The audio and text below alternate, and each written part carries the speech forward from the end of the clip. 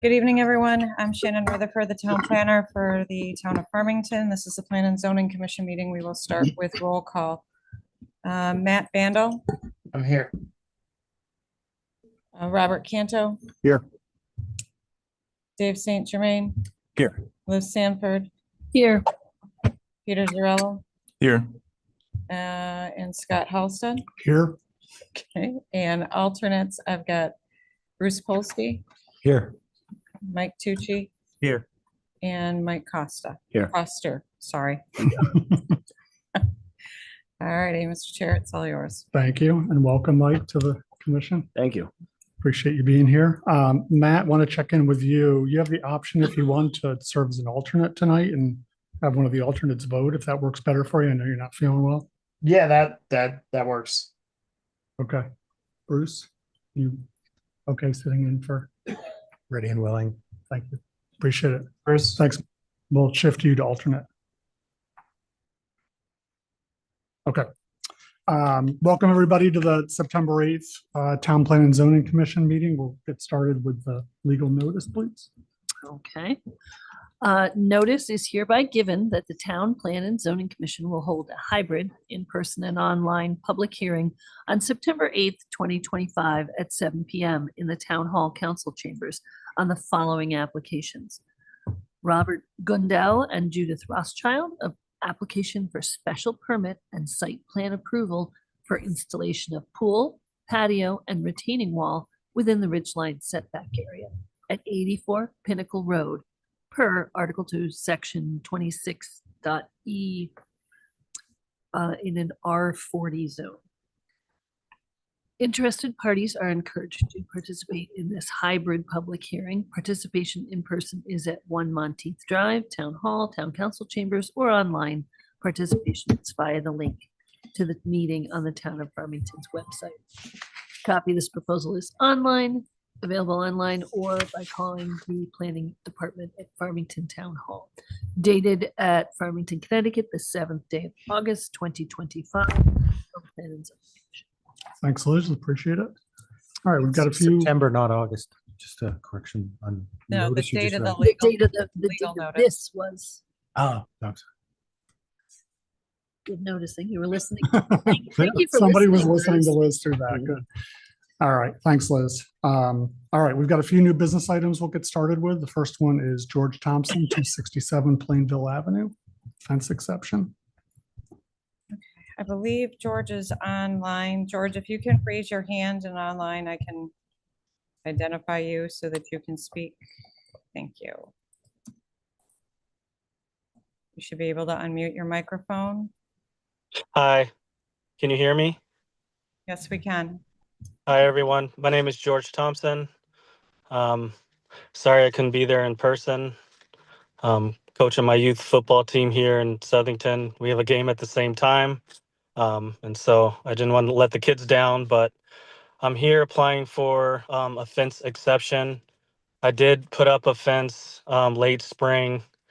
I got a call, from a company that installs fence. They had a discounted deal on a fence, and so we went and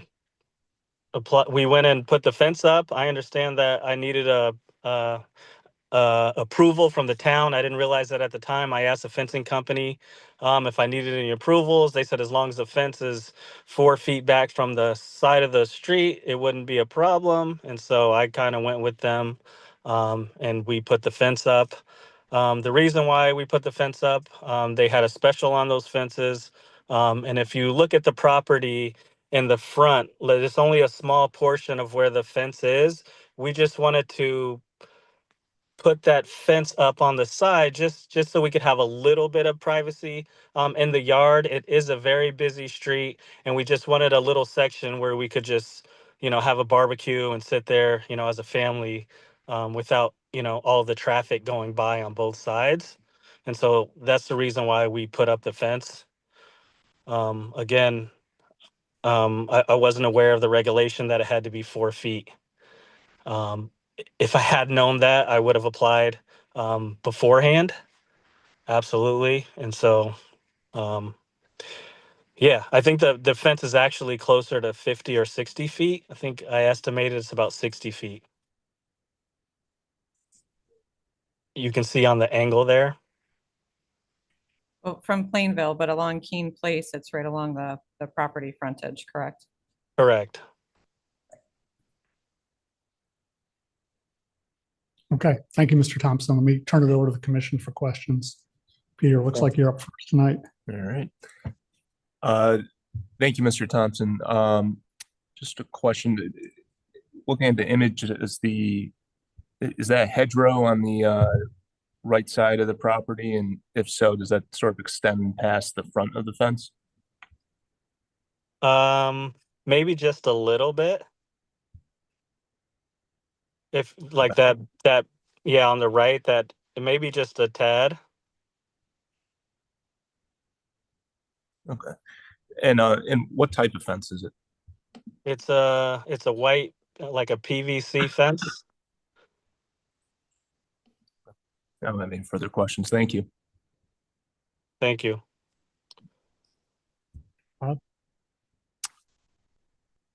So the fence goes, it's basically blocking your driveway in that side section of the yard? Yeah, you see where the yellow highlight is? Like Yep. there's an L shape, right? And then there's a gap on the driveway. There's no fence through the driveway, right? So it stops at the edge of the driveway, the front edge, and then there's another small piece on the other side of the driveway by the hedge on the right. So there's a gap in the driveway. So the Right. cars can fit through. There's no gate or anything. Is there any room in front of that fence, in between the fence and the roadway to, for lack of a better way to put it, mask the fence with some type of shrubbery or bushes or some type of decorative something? No, which side? I believe so. It could be there on either side. You could put something on either side, like if you're looking at it like on that left side facing 177. Yeah, right there. You could definitely I could put something up. What about on Keene? Keen, there. yeah, I could. Yeah, there's room there. There's enough room to put some shrubbery up. I'd feel a little more comfortable with that. So, we're already violating the statute, but all right, let me ponder. I'll take a pause for a minute. Okay. Yeah. Thanks, Bob. Liz? Thank you. I think my two commissioner friends asked the questions I was going to ask. Thank you very much. Dave? All right, I think I was confused, but the fence is running from the house line is right? Okay, right. Yes. All right. Making an L there, and then you have a little section on the other side. Yeah. Yes. Yeah, I've got no questions. Okay. Bruce? Mr. Thompson, I heard you tell how you came about to have the fence. Do you think that fencing company intentionally misled you just to get the sale?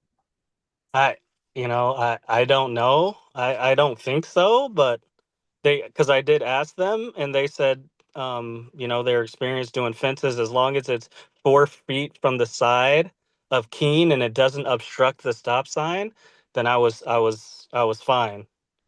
But I guess I should have did more research or they should have did more research. This is the first time ever having like a fence or anything like that. So, first time doing it. Okay, thank you. Mike? I was wondering, do you have any issues with visibility going in or out with the fence up currently? And visibility, I don't understand the question. Of oncoming traffic? At the driveway? As you Backing pull out of or- the Oh, driveway. no. So it's set up close enough to the house, whereas you can back up and you can see, cars coming each direction. And so it's not a problem at all. Yeah. That's good It's to hear. about 14 feet from the edge of road to the property line.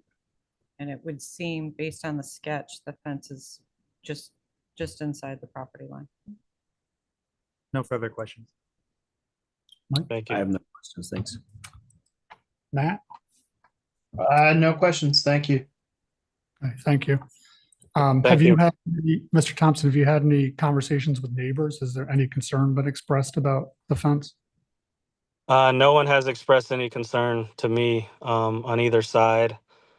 My neighbor to the right, if you can look at the picture, right, like behind the house, I actually asked them if they had any issues with it, and they said no, not at all. Okay, thank you. Any other questions, commissioners?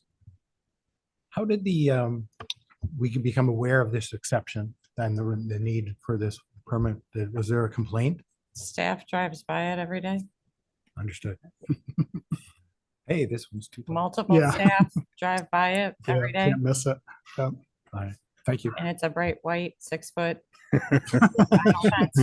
It is. You That's can like a find it beacon. pretty easily on Google Maps. It stands out. So,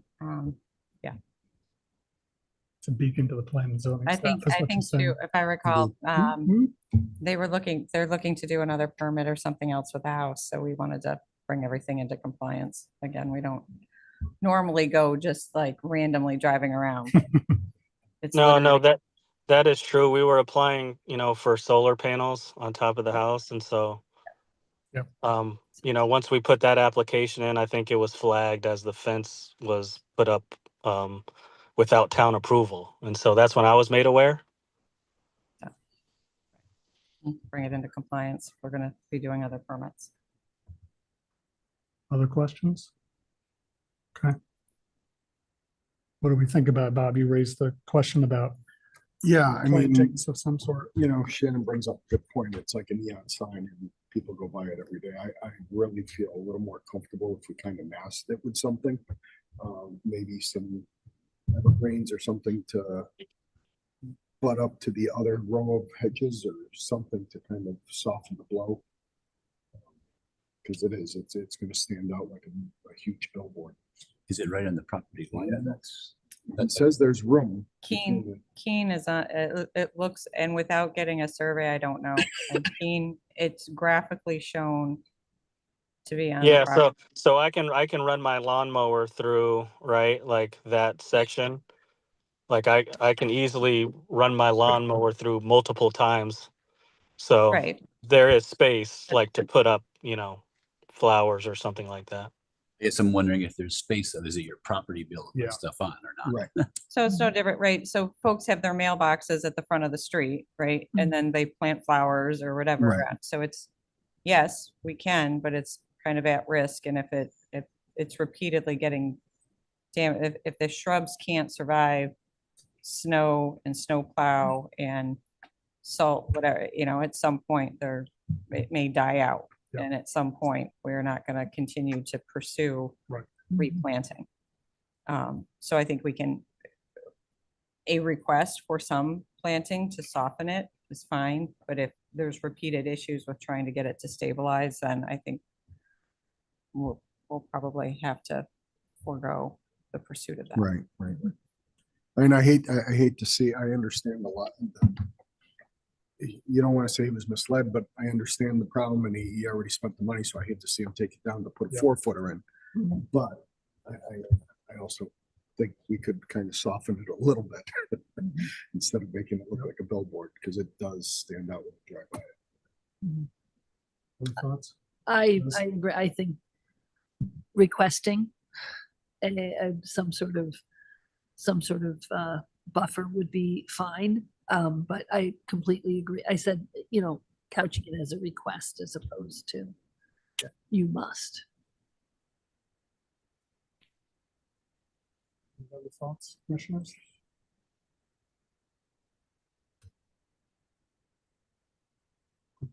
Can we get a motion in a second?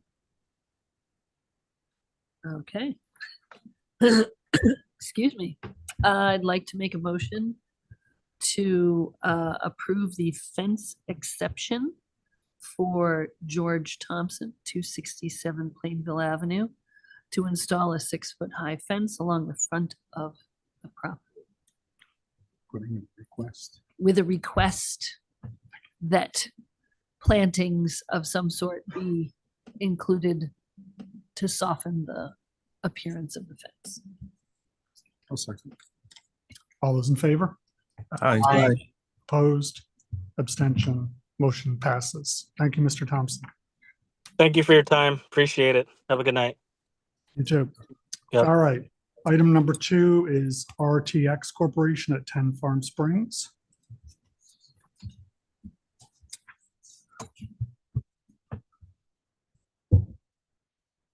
Podium. Right up there, sir. Sir, Henry, we'll- podium. To- Please, thank you.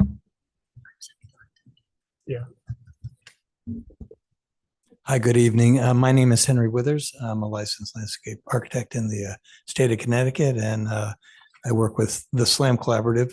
We are working with RTX on their property in Farm Springs. This is the site that if you drive down what used to be the old hotel, almost at the end of Farm Springs, it's kind of right across from that area. In fact, you see sort of the entrance of their drive near ours. They currently occupy this site. They also occupy multiple others in Farm Springs, including 8 Farm Springs, which they lease just next door. And their hope is to provide a little bit more security to 10 Farm Springs. And that would include a number of different things. One is a perimeter fence, and it goes around pretty much the entire property. The property is bounded to this south, Project South here, at least by Farm Springs, and then to the north by Cold Highway Route 6.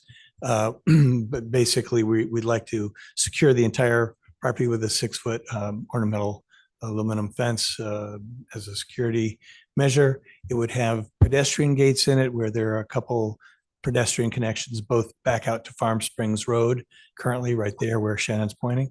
And then also there's a little stairway that leads over to Building 8 where employees walk back and forth. And so both of those would be keyed carded entrances. The vehicular entrance, likewise, we're bringing vehicles in the existing curb cut, not changing that, but rather than go straight where Shannon is pointing right up past the front of the building, that lane would be closed off by a set of rolling gates, and you would turn slightly to the right and go past a manned guard station. That would also include a number of gates, and I'll show you in a little while a picture that shows kind of what that looks like. But essentially, it's a park cut prefab gate guardhouse. It's 8 by 22. They're going to have a couple of people inside that most during the day, and probably a little bit into night, although sometimes operations switch over to the main desk at nighttime. And we also do have, I don't know if that drawing scrolls down, Shannon, but we do have, I meant that, is that drawing that we just had, is that, yeah, there we go. We have an entrance off of 8 Farm Springs as well, right there, and that would also be gated. So there's 2 major vehicular entrances in the site currently. We've also provided for a sort of what I call a rejection lane. We've done that in a number of places like Stanley and the Hartford, where if somebody says, Henry, you don't really belong here, your meeting is at 1 Farm Springs, you can peel off to the right without them having to let you into the secured site. As part of this plan, we've had to relocate what used to be the executive parking in that area. So that would be moving over to that gray area that Shannon's pointing to now in front of the building. That's currently sort of a landscaped area. We're planning on relocating a bunch of the plantings in that. They're primarily in that area. It's primarily perennials, some nice peonies and daylilies and what have you that would move over. So we'll keep a nice landscaped island. That would be new parking. We're also proposing parking over there on the western side of the lot. That's currently just a lawn area. One of the things that RTX would like you to consider, if possible, is, and they can write a letter for your consideration, would like to consider that as potential future parking. Right now, anytime you visit the site, and for instance, I met Mike Gugliano out at the site today, your farm marshal, and every time you go to the site, you'll see that it's about a third, maybe at most half occupied. Mhm. And so they'd prefer not to put it in right now, or they'd prefer the option not to put it in right now. And, and that may shift in the future as the building the use has changed and the population has changed. There's always shifts in how the buildings are used. But if that's a possibility, we are currently showing it on our drawings as an alternate. So we're trying to get prices from the contractor to separate that cost out. Shannon, if we go to the next slide. This is sort of the same view, just in the model we created in Lumion. Shows the basic same product. And then if you switch down to the next one and we sort of go to the entrance coming in from Farm Springs, and you can see the main entrance as it is right now with that rolling gate partially closed. In fact, we spoke with Mike again today. We would keep that closed pretty much 90% of the time. It would be open for probably snow plowing, cleaning, and certainly for emergency egress. And we spoke with him today about getting an alarm activator that they do regularly here. So when the fire department or the police pull up, it will automatically open. And we'd also provide a Knox box with a key lock in that gate, so that the fire department and the police would have access when they need it, even if for any reason the guardhouse was not manned or there was not somebody on site. And just so you're aware, we're setting this all up to be run by the generators. So this will be run off emergency services. Mike did ask that if for any reason power does go down, we make it so that there'd be an ability for manual opening of the gate, which there would be. So again, essentially what you're looking at is the existing granite curbs on both sides. Then about halfway up the drive to the right, we start that curve off to the right, but that's the existing sign that you see today if you go to the site. And that's existing woods that are there to the site. We're really not clearing those. We may be taking a few out on the rejection lane, but then we're re-landscaping the entire project, very elegantly. I think it'll look very nice when it's done. Shannon, if we go to the next one, that brings you coming around that right-hand curve facing the guardhouse. You can see a guard standing there, and you can see the rolling gates in the far background. We also have a couple of electronic lift arm gates that would be used primarily when the guards are in the station. The rolling gates would probably be used at nighttime. During the day when there is a guard there, the rolling gates would be open, and it would only be the lift arm that the guard would be directing somebody through, because he's there to monitor what's going on. At nighttime, any employee that might come in late for any reason, if they're flying in from a meeting somewhere and they're just landed at the helipad and have to come in, they have to they would have to wait for a few extra seconds for a rolling gate to open up.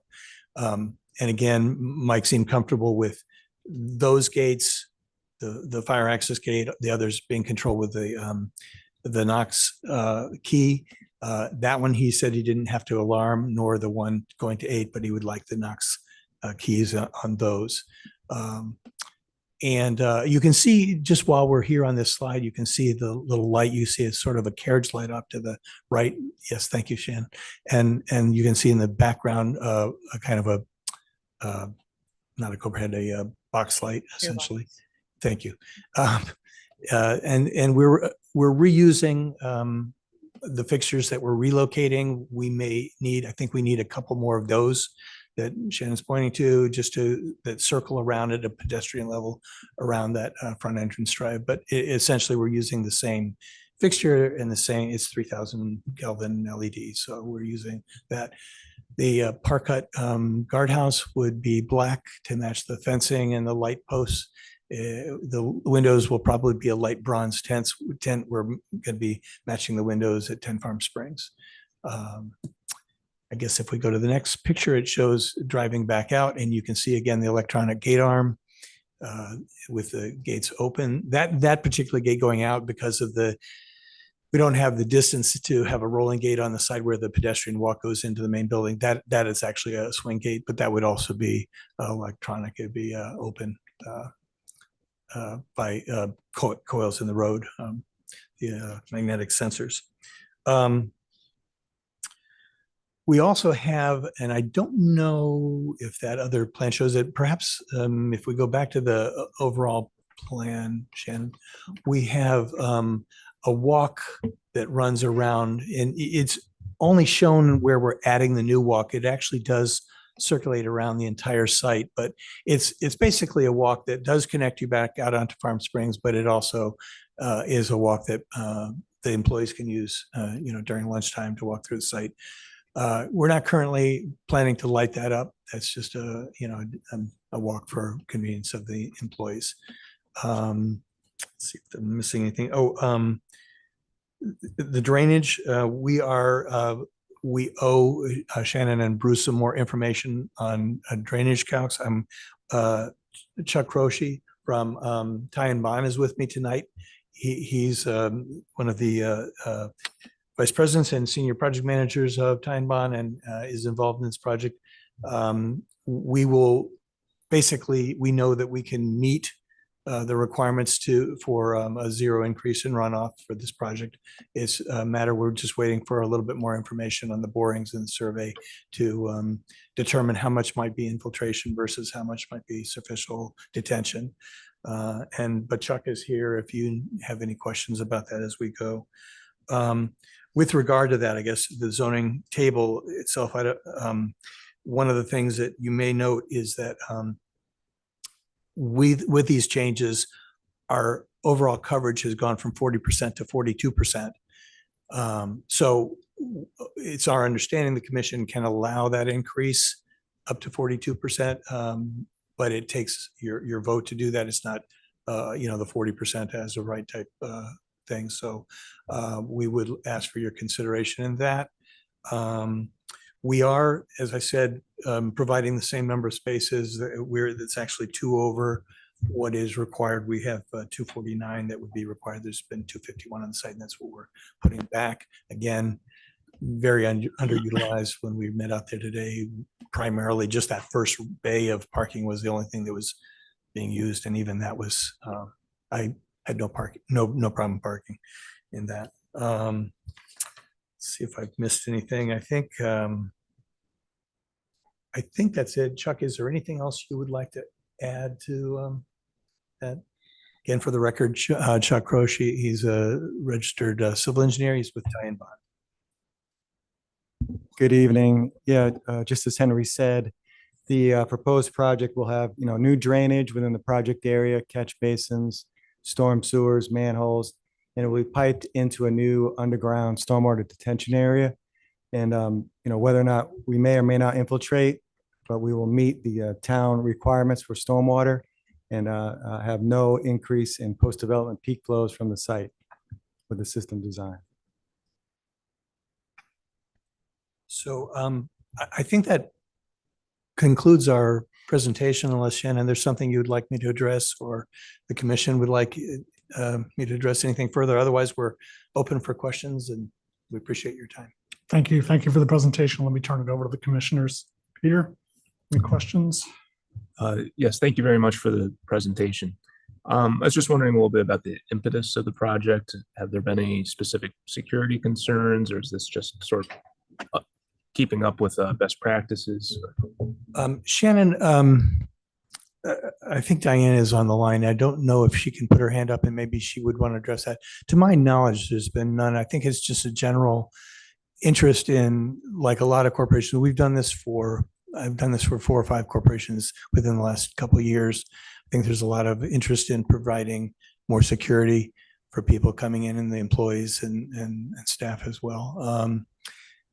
And there may be, and Diane might be able to address this, I think there may also be some need because of their role as a defense contractor to secure their site down as well. Mm-hmm.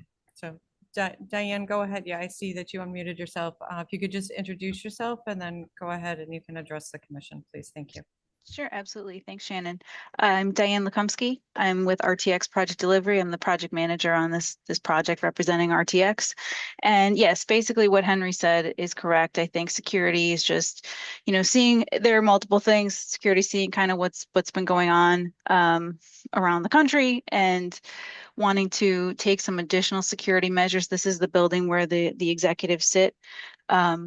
Which is really the impetus for securing this particular building of the other buildings we have we occupy on site. And it definitely being a defense contractor, I think there are additional security concerns for executives related to that as well. Thank you. My other question is, are there sort of set hours of operation for the guardhouse, or is it 24 hours, or how's that going to operate? Diane, would you like to go over what Yuri had spoken about? Sure. Yeah. Today, I mean, the building technically opens at 7 a.m. So I presume that the guard shack will operate from 7 a.m. I don't know exactly the hours in the evening, but it more than likely would not be 24 hours. As Henry mentioned, we would have the rolling gates for after hours access, and there is 24-hour security on the site. So anything would roll over to that security station at that point, whenever the guard shack is not manned. So everything is controllable by both the guardhouse itself, and it goes back into the building main control system, and where the people would be sitting at nighttime hours.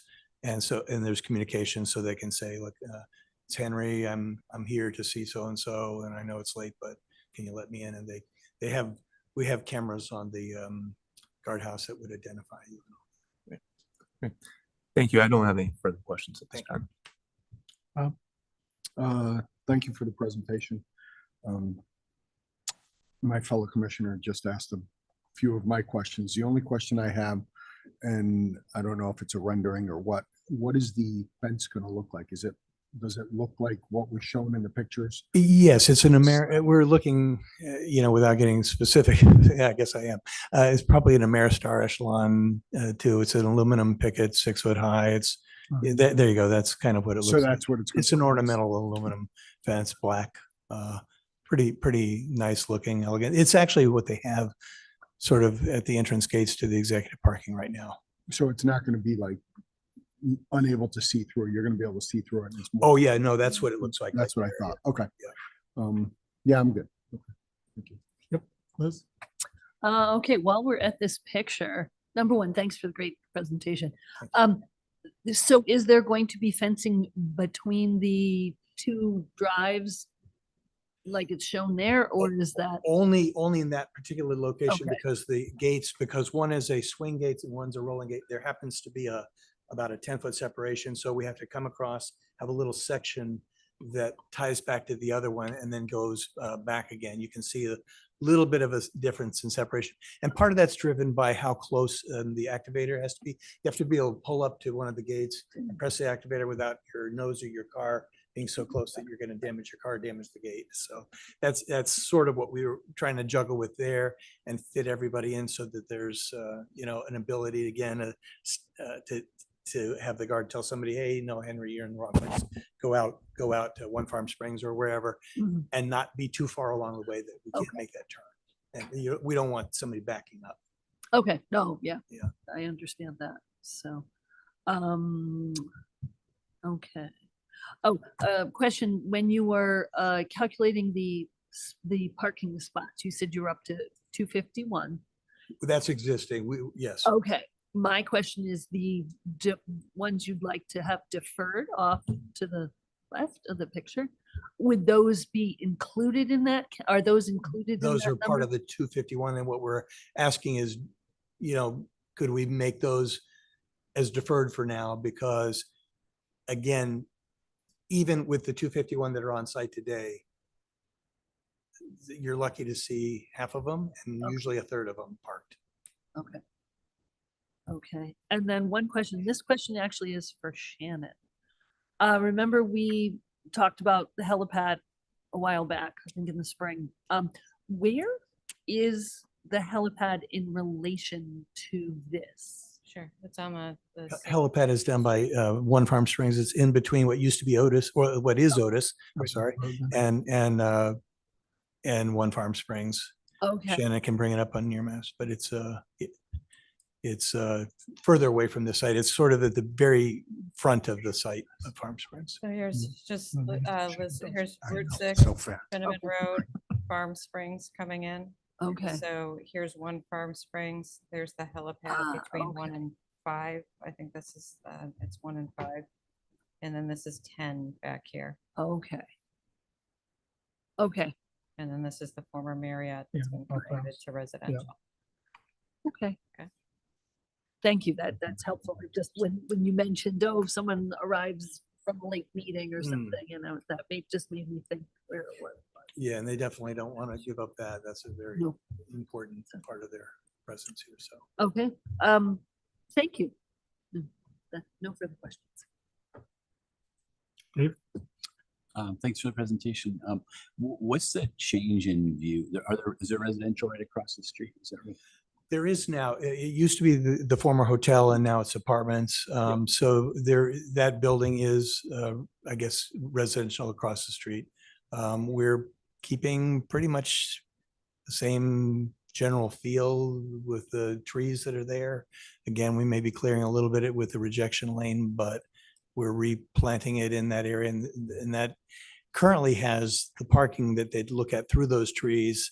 There's there's 4 electric vehicle parking stalls that we would still maintain. And then there are about 3, I guess, guest parking that we would have. And then you'd go into that loop drive. But we're not changing the curb cut as it stands today, other than adding the little loop around. So this is the existing driveway. I'll go back to the aerial in a second. Yep. The existing driveway and this entrance driveway shown here are the same. This exit driveway is coming out opposite the entrance drive into Up House. And Up House technically it's a special innovation floating zone, so they have not only the apartments, right? So these A, B, C, and E wings are apartments, but this D has the Stadium 15 restaurant and the pickleball courts in it. So it's mixed to the extent as it's prescribed in the special innovation floating zone. And where that new exit, is it a new exit that's being cut? Correct. So this here's your, let me see if it comes up better in your map.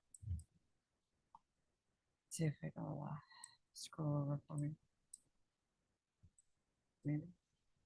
It's reconnecting to a project, which is very exciting. Connection restored. Unless you're me in a meeting trying to get this thing to move, then it's not so exciting. All right, here we are.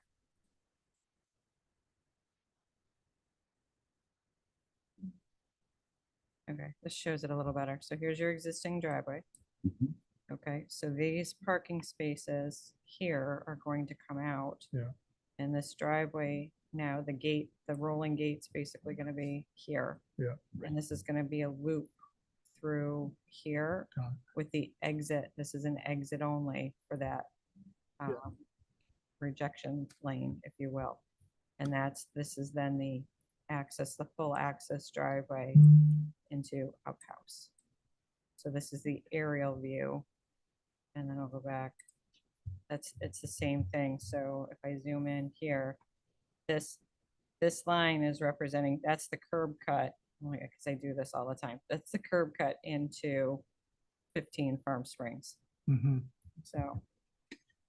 And that's what is you're- that the exit for the rest of the parking lot? No, No.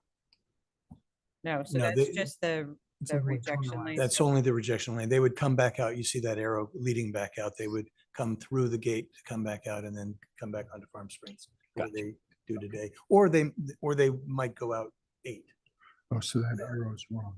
Okay. Sometimes, I think they want to leave that option because then they don't have to go through the guard. And if they're just trying to get out at the end of the day, it's easier to go through 8 and just be done. All right, I see. Okay, that's helpful to see. So I was worried about them being right across. So, Yeah, yeah. And we do have a stop sign on ours. A stop arm. And the guardhouse, is that visible from the street? I would imagine you probably see it through the trees. Those are fairly mature trees. They're quite tall and beautiful. They've got the branches up. We've shown some landscaping, additional landscaping. That plan is more of a graphic. Probably the model shows a little bit more. But we've got quite a bit of planting that's going to go back in those areas so that you could probably see it like that. You'll see little pieces of it through the trees. That's pretty much what the trees look like, is what the model is showing. And you've got lighting for that sometimes. So there's a little soffit lighting around the outside of the ceiling. And then there's lighting that you can see in that plan that Shannon, you were just at the model plan. Yeah, you can see the light poles in that are kind of tracing around the outside of that little drive. And those are, again, they match what is there today. All right, that's all I have. Thank you. Thank you. Bruce? Gentlemen, thorough presentation. Just one question. Will the guard be armed with firearm? Diane? That is a good question. I am not aware of the securities policy on that. I could take that back and get an answer for you, though. Useful to know, I guess. It is. Am I the only one? Yeah, everyone else? There's guards on the campus now.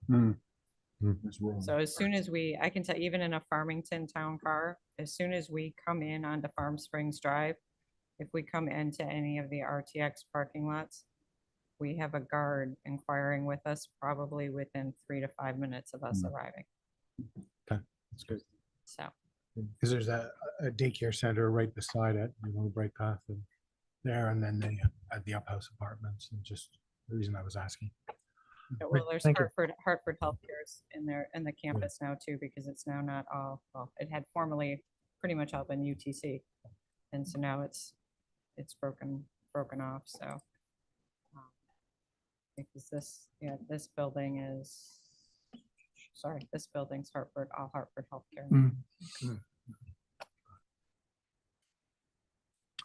Okay, thank you. Mike? I thought it was a good question too, because on Google Maps, it shows there's a bus stop relatively close. So important to know for citizens. But I was curious about how many new parking lights in your presentation you said you were going to be. I'm sorry, how many new? Parking lights? Fixtures. Lighting for the parking. Oh, I think new, shoot, There's like I think new, 8 or 9. yeah, but I think most of those are being relocated. I think only about 3 or 4 are actually new. Okay. They go around the little circle a little bit more. We're relocating a bunch that are already there, lighting the parking that are there. In the parking that's up by Route 8, we're relocating one, and then we're adding one to the southern side of that. So there's an additional one over between us and 8. And there may be 2 that are kind of part of this whole reconfiguration of the loop. But again, we're keeping one of the lights that's right there where the EV stations are. And then we're keeping the first one on the right as you come in from Farm Springs. And then because we're taking the road and going around, we're basically cutting through what was the light base of one. That one will be just simply shifted back onto that circle. And I think there's another one added where we have a little, where I don't know if you can see it, but the light gray area is kind of an area where you could park. The guard might tell you to park there for a moment while he verifies that you can be there. And then if you need, you can loop back around and go in. And so there's a little lighting in there just because it's New England and at 4:30, it could be dark. Yeah. It's my only question. Okay, thanks, Mike. Mike? So you had said earlier you were going from 40% to 42%? Yes. Right, and you needed a variance or of some sort. I believe this zone allows us up to 40% coverage, but we can go higher than that. I think 50%, Shannon, with the commission. With the 5-6 vote. 5, 5, 6 vote of the Yeah. commission. The 42%, does that include the optional parking spots, and how many spots are in the optional lot? There are, 14. okay, thank you. And I think if we, my guess is if we took those away, we probably wouldn't need the 2%. But we do want approval for those because if, again, things change 2 years from now and they decide, they have another use for the building that includes conferences or something, they do want it back again. So they're at 251 now. They need 249. You were taking away 14, and then the optional to add the 14 back.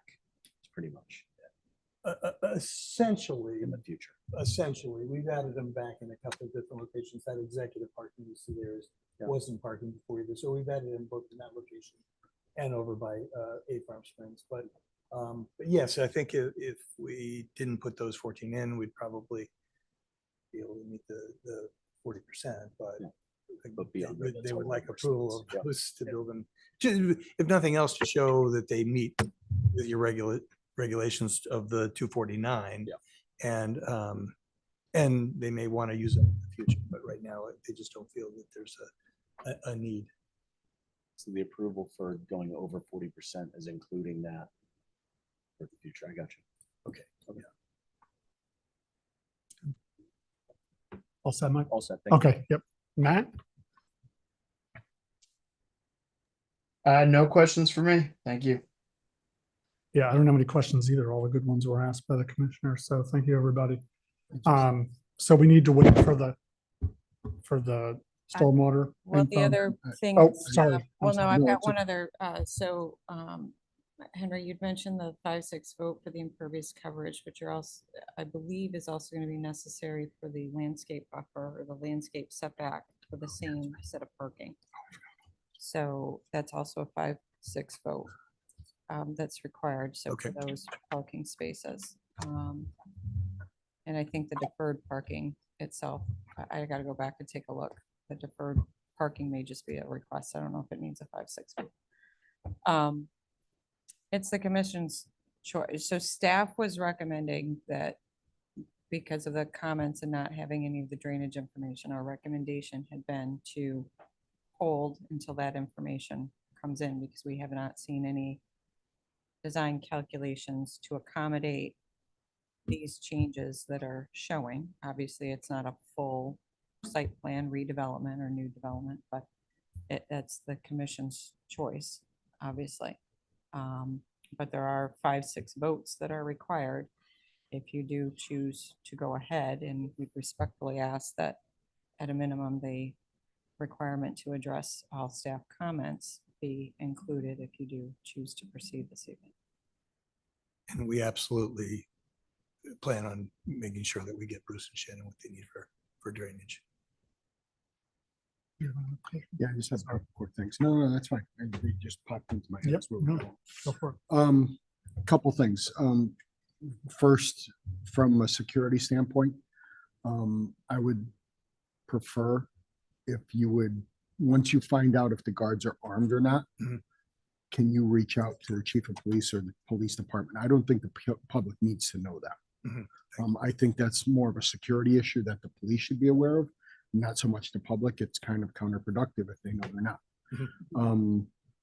And then the parking area. Has there been any talks or thoughts to not making it impervious, making it pervious, if you will? Sort of like we have in front of Rebel Dog or Yeah. at the West Farms Mall overflow. That is something, Andrew White from Time Bond and I talked about as well. We can look into that. That may be something we go through again with Shannon Bruce as an option. It depends a little bit on the final information we'll be getting back shortly on the borings as to whether that makes sense or not. I can appreciate your wanting to keep it there for future use, and that may actually assist you in getting under the 40% impervious that you're looking for while achieving the same result at the same time. You're absolutely right. We did some of that for 4 Farm Springs when we did some improvements to that project about 4 to 6 years ago. I can't remember now, but yeah, we did that and that did bring us, kept us under the 40% coverage. You might- Excellent. Okay. Yeah. Okay. Okay. Cool. Anybody else? Mr. Chair, may I ask one other question? Yeah, of course. Henry, with respect to the guardhouse, and there's some graphical symbology here that show, I'm assuming that's the RTU or representation of the RTU in a plan view, the rooftop unit, the HVAC rooftop unit, but it's not showing, or perhaps it was supposed to be a skylight for the. No, it is Right. it is an RTU. It's, But it's yeah, not really showing, it's not. Yeah, showing you're surface right. View. I don't know. if that one I think does show it there, doesn't it? shows Yeah. a little bit here, but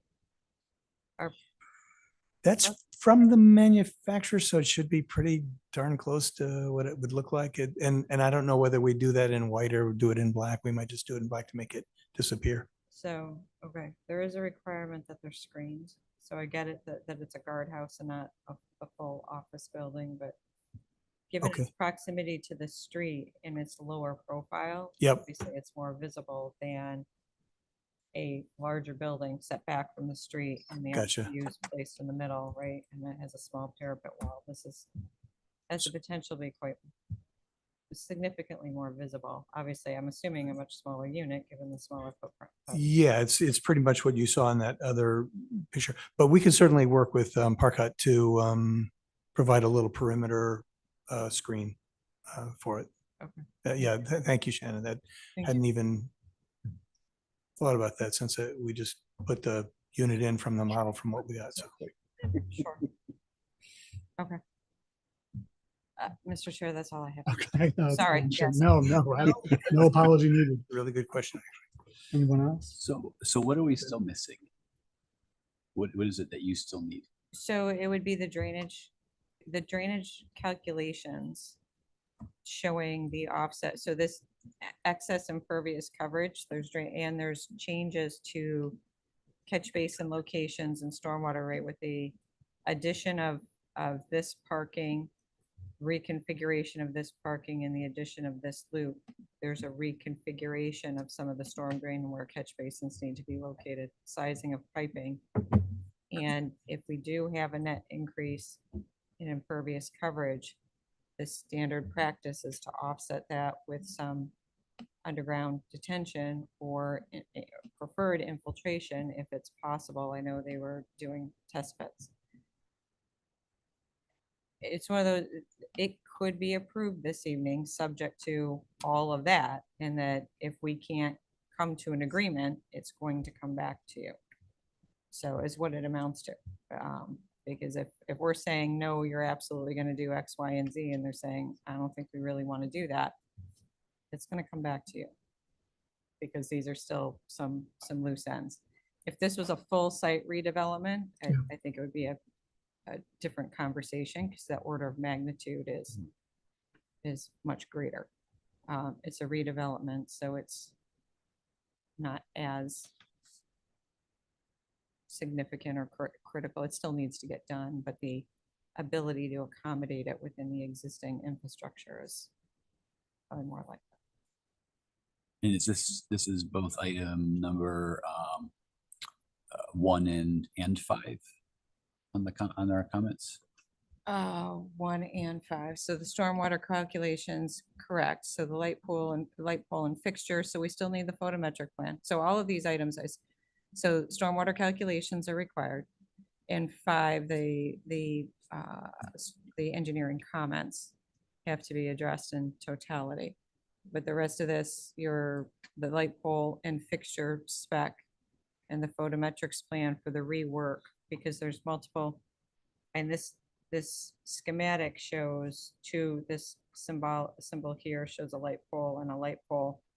The design plans that were submitted show portrayed I want to say there were 4 lights on this inside perimeter, a couple of extra lights here. There were 2 lights installed here that aren't showing on this graphic, right? And that's fine. This was a graphic presentation. But those lights in that proximity will need that photometrics plan before we sign off on it, and it can go to construction. Because I want to know what the light levels are going to look like on the ground, and that we're hitting the correct color, temperature, et cetera, with the fixtures. This is what we do with all the lighting plan, and all the developments that come through. I think they answered basically the hours of operation for the guardhouse, 7 AM to early evening. Yep. And if there's an executive meeting, they might be staying later. I don't see that overly concerning. It was more just kind of a general knowledge. And then the impervious coverage and the reduction of the landscape setback are both the 5-6 vote. I'd have to look real, I think the deferred parking is either allowed with commission review or it's a 5-6 vote as well. I'd have to look that up. I missed that going through. So, And if we were not to vote tonight, when would it come back up? well, then at that point, if we're gonna hold on the vote, if it makes sense then to wait till at a minimum, get the stormwater information.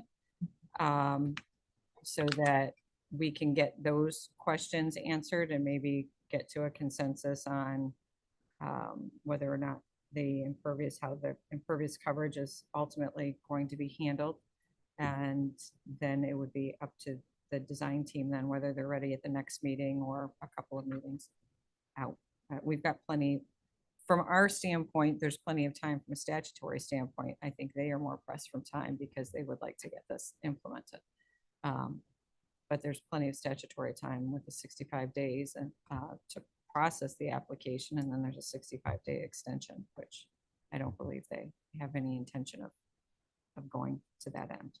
But we meet again in 2 weeks, and then we meet again in October 6th. I had a question for some clarification. That sidewalk in the rendering, is that a public sidewalk or is that for employees? Not that- That's within the security area, so it's for employees. Okay. They originally, the site, all through Farm Springs, there was a sidewalk that interconnected things. That's kind of been chopped up over the years. You know, it doesn't interconnect as much, but employees used to be able to take a stroll during lunchtime and go all the way through the Farm Springs property. So they still want to allow employees to do something similar just within, if you wanted to grab a lunch and then just get outside for a little bit because it's a nice day and take a break. It's a way of walking through the site. Okay, thank you for clarifying that. Thank you. The perimeter sidewalk will remain, though. There is a perimeter sidewalk Yes. on the frontage, Farm Springs frontage, and then there's an access point right here at the south Yes. end. And with regard to coming back, I would like to think we would be back by the 22nd with, you know, the information provided to Shannon and Bruce at the latest, because to her point, they're very interested in, at a minimum, just to make sure that there's nothing that's going to hold the project up and you're going to say no, because they would like to order the guardhouse as soon as possible. It's a 5 to 6 month lead item. That doesn't affect you from a zoning standpoint. It's nothing to do with approvals, but from a practical standpoint, Mhm. they would like to move forward with the project as soon as possible so we can start to get shop drawings. Checking one more time. Every time I think there's no more questions. we come back with one. So, Shannon. Sorry, I'm standing down. Thank you. All right. So what do we think on the vote tonight versus?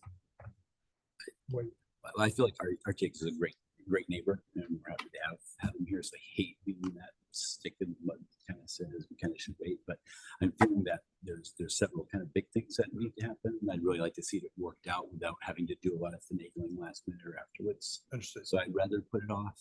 I feel bad saying that, but I concur. I agree. I think it's great presentation. You've gotten us.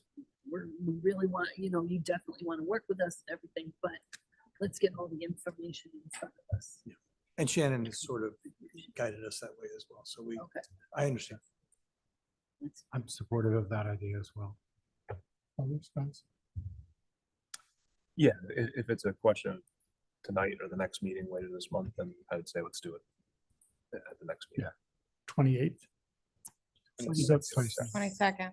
22nd. I'm just making up numbers now. Okay, that's- 22nd it is. And I you're- wanted to give us another 6 days, apparently. do we have to make a motion to defer voting? Or? Yeah, we have to make a motion to continue the hearing to the 22nd. Please. Okay. So I would like to make a motion to continue the new business item of RTX Corporation, 10 Farm Springs Road, the site plan modification for new security entrance in a PR zone. I'd like to defer it till the 22nd. You can just say continue. Just continue to the 22nd of September, 2025. Easy. Easy a lot for of me to say. But I'll second. the I know. 22nd. There's a second. All those in favor? Aye. Opposed? Abstentions? Motion passes. We'll see you on the 22nd. Thank you very much. Thank you. Kind of come off the cuff. All right, so we've got several for items to schedule public hearings for, and you're going to see your October 6th fill up. So item number 3, Elizabeth, Ravchik. thank you, Moravicek. Thank you so much. Can we get a motion in a second, please? Okay, I'd like to make a motion to accept the application by Elizabeth Moravicek for a special permit and site plan approval for a 720 square foot attached accessory dwelling unit at 35 Penfield Place, R30 zone, and schedule a public hearing with a recommended hearing date of October 6th, 2025. Second. All those in favor? Aye. Opposed? Abstentions? Motion passes. Item 4, Jack Kemper. Sure. We'll take turns. I'd like to make a motion that we accept the application for special permit site plan approval made by Jack Kemper for a new 1,092 square foot 4-car garage and special permit, the consideration for the protection of historic factors at 37 Mountain Spring Road, R80 zone, and schedule a public hearing for recommended hearing date of October 6th, 2025. Second. All those in favor? Aye. Opposed? Abstentions? Motion passes. Item 5, FCP1 LLC. Okay, FCP1 LLC, I'd like to make a motion to accept the application for amendment to the regulations to add the Executive Drive Opportunity Zone, change of zone from CR to EXOZ zone, posted in the town clerk's office, and site plan approval for 64 residential rental units pursuant to CGS 8-30G at 8207 Executive Drive, Lot 2, and schedule a public hearing with a recommended hearing date of October 6th, 2025. Second. All those in favor? Aye. Opposed? Abstentions? Motion passes. And our last one, number 6, David Olenowski. I would like to make a motion that we accept the application by David Olanaski for home expansion in excess of 2,400 square foot living area and 3,200 square feet of total area at 30 Robin Road in an R20 zone, and schedule a public hearing with a recommended hearing date of October 6th, 2025. Second. All those in favor? Aye. Opposed? Abstentions? Motion passes. Thanks, everybody. All right, we move on to our public hearings. We have one public hearing tonight, just a few, I guess, an overview of how that process works. So we'll ask the applicant to provide their presentation. Like you saw with the new business, we'll have the commissioners ask questions, and then we'll open the conversation to the public. We'll start with folks that are in the room, and then we'll ask for anybody that maybe is online attending the meeting tonight. Just general guidelines, we ask that folks try to keep comments to 5 minutes or so, just out of respect for everybody in the room's time.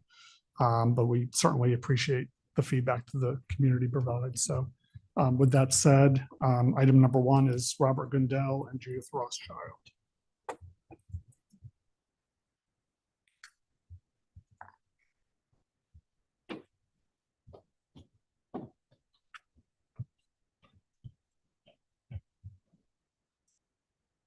Good evening. First time before this commission, certainly. My name is Judith Rothschild, and I am a co-owner of 84 Pinnacle Road.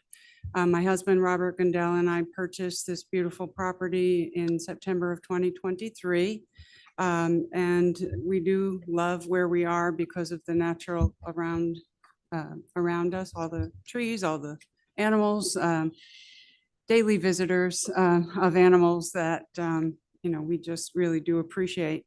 Our property has a ridge line setback problem for which we are requesting a special permit. The back of our property is approximately 140 feet from the ridge line drop off. And our ability to use our backyard is extremely hampered by the topography of the land behind our house. We have a high deck and below it, a patio directly below an existing deck. But what we'd like to add is an above ground, not in ground. Getting through rock is not a possibility. An above ground pool, an oval 30 by 15-foot pool adjacent to the underlined patio. And we would like the opportunity to do that, but certainly can't meet the 150-foot requirement of the setback. In fact, the house by itself doesn't meet that requirement. So we are asking for the opportunity to build an above ground pool so we can enjoy our backyard. We do intend to make it a beautiful place for ourselves and our family to use on their visitation. And we certainly do appreciate the requirements of the town in regards to the need for a special permit. We have 2.71 acres, but the usable area of the property is much smaller than that. And as I said, the backyard is really not usable as it sits. So we are hoping to just do some earth changes, some minor grading, just enough to allow the pool and an extra 4 feet to the side of the pool towards the ridge back. So there's a safe walking area around the pool. That is the extent of the request. My husband is not a contractor. He drew this. I thought he did a fairly decent job. He is homesick, so I apologize. That wasn't the plan. He may be listening. I'm not quite sure if he's up to that, but I recognize it's not to scale. But you can see the pool patio is below a deck line. We do have a hot tub that we put in last summer, of course, with permits from the town. We do intend to gate off, fence off the entrance to the pool on any place where the pool is adjacent to the pavement so that it is safe and has the appropriate barriers. And we do intend to put shrubbery and flowers between the patio and the pool so that it is not accessible because of the need to keep it inaccessible except for the what we hope will be an approved pathway into the pool. We also have a 4-foot retaining wall which was put in and is now complete. It was put in over the last several months. The retaining wall is, it has drainage built into it, and it is quite beautiful and was needed for us to even consider the pool because there was a earth change that was required, basically cutting down and flattening out the area so that the pool could sit on a flat area. So that is completed. The pool is in several boxes in our, well, it was in our shed, now it's in our basement because of it's September, and I don't think we'll be installing the pool this season, assuming which is what we hope, that we have your permission to do that. So we are at a standstill. We made the application for the pool with the building department in late June. And as part of that process, of course, Farmington Valley Health District's approval was needed, and we've obtained that. And your approval, Plan and Zoning Department, and your approval is what is presently needed to proceed. So that is our request with respect. Thank you very much. Let me turn it over to the commissioners for questions. Peter? Thank you very much for your presentation. Um, who would be performing the work on the installation? We are probably going to hire a professional to do it. I actually have some very talented family members who could do it, but I think we're going to hire a company to do it, a local company. We're looking for one now. Okay. And have you given any thought to any sort of stabilization work that might need to be done as part of the installation? For as far as foliage and plantings, or as part of the installation stabilization? Just at the end of the job, sort of the stabilization of the remaining ridge line and the Yeah. site of installation. Yeah, so where the ridge, sorry, where the flat area now drops down and then continues on its previous slope down, there is natural vegetation that's still there. In fact, it takes quite a bit of maintenance to keep it at a reasonable height. It's very happy and active.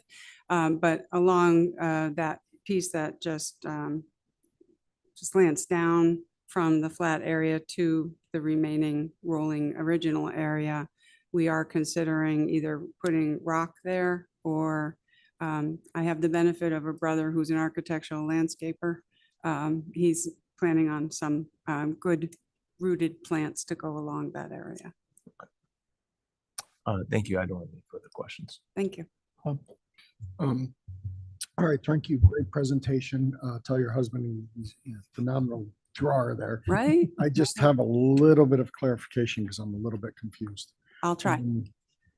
So earlier in the presentation, you said that you need to come before us because the pool is in the ridgeline setback, and as a matter of fact, the house is in the ridgeline setback. I did say that. Right. Okay. So is the retaining wall that's already been installed, is that in the ridgeline setback also? It is because it's between the pool, sorry, it's between the house and where the pool will go. We weren't, yes, the answer is yes. It's part of this whole project and is part of the application for that reason. Okay. But it was put up But before. it was already put up, so It was, so sir. we didn't get authorization on that one yet. That's correct. Okay. And that's because we were unaware and that's our fault. When we made the pool permit application, we were informed that we needed to come before this commission for the special permit for the pool. And the wall was already started. It wasn't finished at that point, but yes, that's correct. And I apologize. That's on us. No, okay. I just wanted to, I wanted to figure it out. And then, so the wall itself, because we're looking at an aerial view, we're not looking at a side view. So I'm a little bit confused at the layout, I guess. So you said it's a 4-foot wall. Right. Right? Is that 4-foot wall, is the pool going to be at the same height as the top of the wall? Yes. Oh, okay. All right. So you have the 4-foot wall and then you're going to have to build up all that land up 4 feet to put the pool in? No, the pool is 52 inches tall. Right. So the pool will be a little bit taller than that retaining wall is. So we will be putting where the flower gardens are, we will be putting soil. Soil's already in there, but we'll be putting more soil to raise that up some. And we will have a raised paver walkway so that it is then equal to the height of the pool on that side. And it will be a ladder going into the pool on one side from there. On the opposite side, the 52 inches will be straight away inaccessible because it's 52 inches the rest of the way around the pool. Okay, so that's what I was trying to get at. So the bottom of the pool isn't at the top of the wall. Nope. The top of the pool is at the top of the wall. That's correct. Gotcha. Okay, now it makes sense. All right. So we're gonna have to dig out and like Peter was saying, we're gonna have to dig out and flatten it out to put the pool in because you don't want the pool on a slope. That's correct. And it's Gotcha. already, Okay. we can't do it on a slope, Right. nor do we want to. So the pool, the contractor who did the retaining wall had the heavy equipment, brought it in and has already leveled it out. So the pool, the retaining wall is in, the pool goes out the 20 feet approximately, and that entire area is flat and sitting. So then you're gonna drop it down another 6 inches to flatten it out and make it level with the top of the wall. We're gonna, well, Because the no, wall's 4 feet and the pool's 52, so that's 6 inches. we're gonna raise up where the pool wall is, where above the retaining wall. So that paver walkway will be raised. We will create a Beaver ramp that, Walkway is gonna be a little higher than the retaining wall. Right. At that particular, so at this one particular location as it comes through, that's gonna be 4 inches higher. Okay, 52 all right. minus But it's 4. roughly gonna be the same size as the, or same height as the wall. that's the, that's what we're hoping to do. And then that's why you're putting the fencing around so nobody can just walk into the pool and, Oh, yeah. Mhm. right, okay. Now I get it. Now it's light bulb. Okay. And then like Peter was saying, you've already taken into consideration that you need at least 3 or 4 feet around the pool for maintenance and all that good stuff. Yes. Is there going to be another retaining wall to secure that land? Or No. how are you going to do that? On the outside of the Correct, pool? on the outside section where it says 52-inch height. Are you going to put like some type of wall to hold that dirt so that it doesn't erode away on you? Our plan was to stabilize it with plantings or rock, not another wall. Okay. Interesting. Okay. Ms. Rothschild, your husband is on and he did raise his hand, so if you want him to chime in, you can. Mr. Gundel, if you want to just. Hi, Bob Gundel here. I apologize for not being there in person with Judy, but I don't think I could have added it. She's done a remarkable job of describing what our plans are for the project. But you are correct about the wall. The top of the pool will be about 4 inches higher than the retaining wall.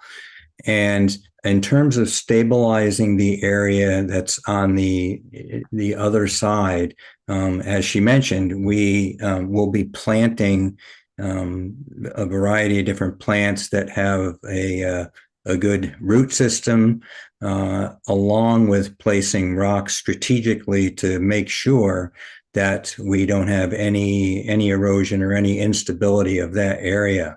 We will also be putting in, at the request of, I think it was Bruce, these erosion barriers until we get everything in place and it is stabilized. So we're on top of that, and that's the plan. Okay. Yeah, that's my worry. What is the slope? Do we know approximately what the slope is on that side? I have. So this, staff's been out at the property a couple of times, so it's a moderate slope, so the ridge line's a 2-to-1 slope. The backyard itself is probably 4-to-1 or 5-to-1. It's steep. It's steep. Yeah. It's traversable. Yeah, it's very obvious when you get to the ridge. Mr. Gundel, go ahead. Hi. So yeah, it's but it's in certain stages. It's if you're all the way down by the ridge line, you can ask Bruce. It's a pretty good walk up the hill, but it's in stages. If you looked at a topographical map, you would see that there's a gradient there. So it's not just an entire drop off. There's a gradient to it, and so that is a good thing in terms of what our plans are to stabilize that. I should also mention that down the road, hopefully not too far down the road, our plan is also to replant some trees in that area, in particular probably fruit trees along the ridge line. Our plan is to there's forsythia that we're going to plant, and probably Rosa Sharon. So it'll be it'll be pretty to look at, and it'll be stable in terms of no erosion, and we'll be able to walk down there and grab an apple off a tree at some point in time, hopefully. And I would also like to mention that although there are apparently 12 adjoining properties, which I was really surprised about that, but we looked at the map and there it is. there's only one neighbor that can actually see into our backyard, and that's the Calows, which are at 86. They're good friends of ours. They're very supportive of us putting the pool in, as are some of our other neighbors. But in the wintertime, if one of the other neighbors were to walk all the way to the end of their property and peer through the trees, they could probably see some of our backyard, but the pool itself, the wall, will not be visible by any of our neighbors. And in fact, if you go down Route 6 and you stand on the bridge as part of the Farmington Canal Walk, I believe, you can barely see our house, right? You can just see a small section of the roof. So, it's really not visible at all. I put the these are the 20. Yeah, I see it. 2016 contours, the state contours. So you can see this. So roughly in this area is where you get to the ridge, 2-to-1 slope. So in here, probably 5-to-1-ish. I could start to measure it and run math, but this is, it's roughly 3-to-1. So this is right. This is more level here. Obviously not level, but it's not as steep as these areas where the contours get closer together. So the pool's is up here tight to the house. It has some gentler slope area before it increases and comes down, and then it is a little gentler again. And then Bruce and Garrett were at the property, and Bruce, I think both gentlemen had been right down to the ridge, but Bruce in particular commented, he said, there's no question when you get to that point when it drops off and it becomes a 2-to-1 slope. It's very obvious. So but it's quite a distance from the house. So the only thing I'm having a problem with this whole project, I don't have a problem with the pool itself in itself. And I'm not worried about the visibility. I'm more worried about the safety aspect of it. Just from the simple perspective of, 15 by 30 pool, you're probably talking 16,000 gallons of water. So if that thing lets go and it goes down the slope, you've got quite a bit of water flowing down. And we've seen some heavy rains over the few years, and it doesn't seem like they don't want to go away. And, to do all this work and do all this beautiful stuff to your house and then come out one day and see it disappear because it ran down the hill, I'd almost prefer to see some type of stability wall on that other side to hold it in place rather than some rocks and plantings and hope the plantings work.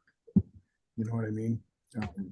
That's my view on it. I do, and I'll pause there and let you guys go on from there, but that's where I'm coming from. So it requires a building permit.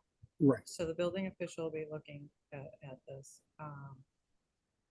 There is some area outside the pool on that downhill side so that there's access around. I just did the math. It's 1,800 cubic feet, so it's just a wrong multiplication. So 1,800 cubic feet of water.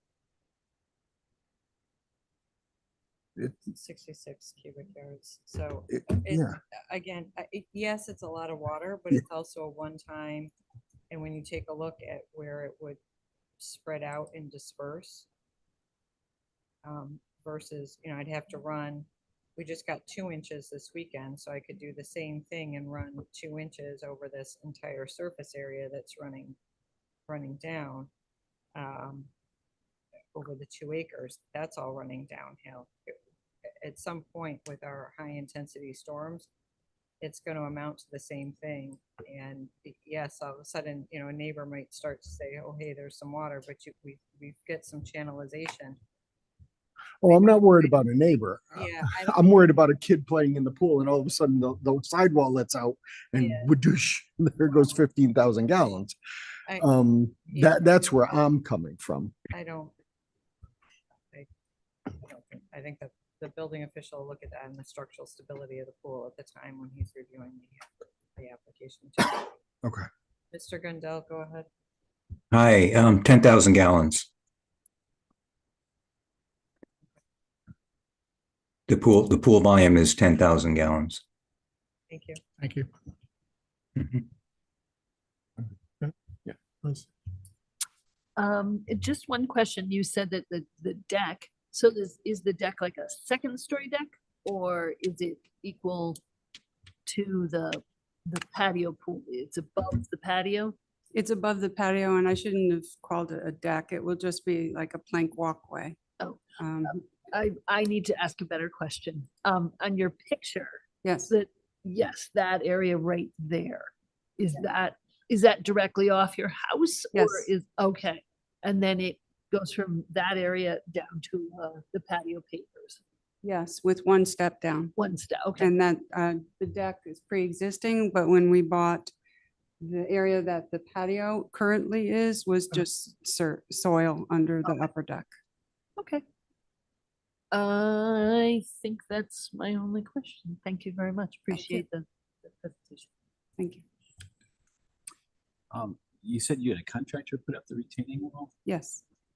Do we usually, when we put up a retaining wall, would you usually get plans for that in this area just to see? 4 feet, if it's 4 feet and less than a building permit, it's not required.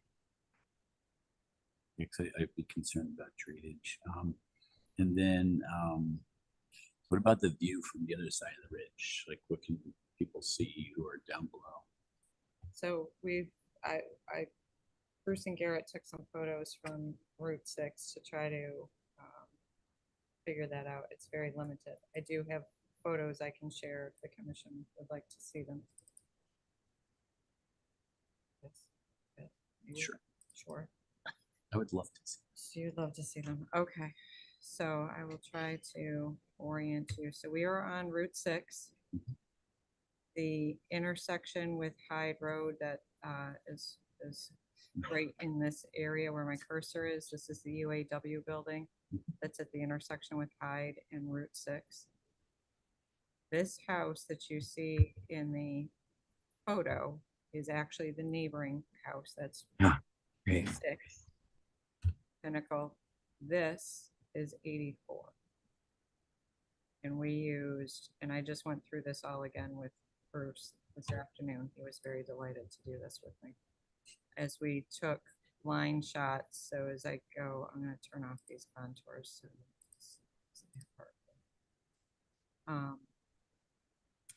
as you start to, he was standing basically here at the opposite the senior facility, and he was on the north side of Route 6, and you come through along the front of the UAW building. You come right into it lines right up with the neighboring property, and it's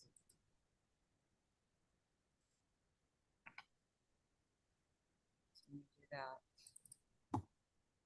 It's the neighboring house, and that you can see there's a articulated roof line that we can pick up, and then this is the Rothschilds and Gundel home here at 84. So it's really very limited that you can see, and you're picking up just the roof line. Maybe there's an upper deck above the patio. So when we're looking at this, and I'm trying to remember, is there a small deck above this patio or no? I can't remember. There is a single upper deck that extends straight across the back of the house, almost entirely. Okay. It has one step down in the mid of the house, and that step down portion is directly over where the pool patio marking where you're showing and the hot tub, it's Yeah. directly over that. Okay. So this is, so like most homes on the ridge, so this is basically their basement level that's walking out. That's right. There's a whole other deck up top at the first floor level. Mhm. Okay, and then there's a second level. So they, at the back of their house, it's 3 stories. And so what you're looking at is their basement level coming out here. In this photo, I gotta get the right thing open here. In this photo, what you're seeing is the deck at the main and then the roof line. So you're not seeing this from six. I don't believe, in my opinion. How's that? My opinion based on the info, and we've scrolled through a number of photos and tried to look at this from differing angles. Another question, can you talk about chemicals you're putting using in the pool? Saltwater pool, and I am not good at chemicals. We do have the whole specs into the building official, everything that came with the pool setup, a number of different items, including the chemical setup. I've got no other questions. Thank you. Thank you. Bruce? Just picking up where you left off is, I see the line and the pump. There, are you heating the pool, and do you have a fuel source for that? We don't yet have a heater for the pool. We're thinking about it, either that or wetsuits. No, I'm kidding. So we might put in a heater later on, more likely a solar panel for it. And as far as fuel source, we have an electrician who has started to pull a permit for the electrical hookup of the pool, but that is on hold until the pool permit can issue. Okay. Well, typically what you'll find with pool is people will, either build a concrete pad to put like the pump and the heater and the other equipment on it, or a little shed to store the chemicals and all the pool tools. What are you going to do about that? Have you thought any of that through at all? So where the pump is pictured is going to be an area that's prepared for that to sit on.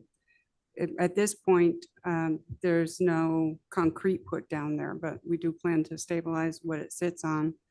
As far as storage in the winter, is my first pool. My husband has had pools before, but we have a temporary shed outside where things can be stored, and we have an extensive basement level interiorly where things can also be stored. Okay. Is there any outside ladders or access to the pool? Because I don't think your property is fenced. If children come in or whatever, is there anything they could climb to get themselves in trouble? There is no outside entrance to the pool except for what we will build from that paver way across, which will have a fence on both sides of the entire hot tub pool patio area. That will be locked fence, plus the necessary alarms per the building official. But our understanding under the building code is as long as it's over 48 inches, a barrier in addition to that is not required, and it is in fact 52 inches around the entire circumference of the pool. Okay. I think I'm all set there. Thank you. Mike? Well, I just want to say welcome, Farmington. Thank you. Since I moved here. I appreciate that. I'm one of your neighbors down below, Ah. over 800 feet to the right. Ah. So I also enjoy the wildlife. Okay. I caution though with fruit trees, the bears really like those things. I'll hope my husband heard that. Yeah. He probably did. Invited me doing yoga today. And it scared the heck out of me. Our dog, our 8-month-old rescue has met a coyote and a bear in the same 10 minutes last week. So in the backyard. So I get it. And thank you for the warning, and I'll wave. You won't see me, but I'll wave. Maybe in the Yeah. winter, but Maybe. So I appreciate that you guys are concerned about the environment and such. You brought up the solar panel. Would you need to remove any trees for that, for the solar pump? You know? We won't be removing any trees. Okay. And we're not sure we're going to put a heater in at all. We have a pool cover and all that stuff for summer and winter seasons, and we're thinking about a heater, but no tree removal. It is very sunny where this pool will be situated. It's most of the afternoon and it gets darn hot out there. We have a clock that's also a temperature reader against the back of the house, and full sun, it goes up to 140. So we don't need to remove any trees. In fact, we're looking forward to getting in the water when that's the temperature, when it's hot. So no trees. Well, my major concern is runoff and erosion.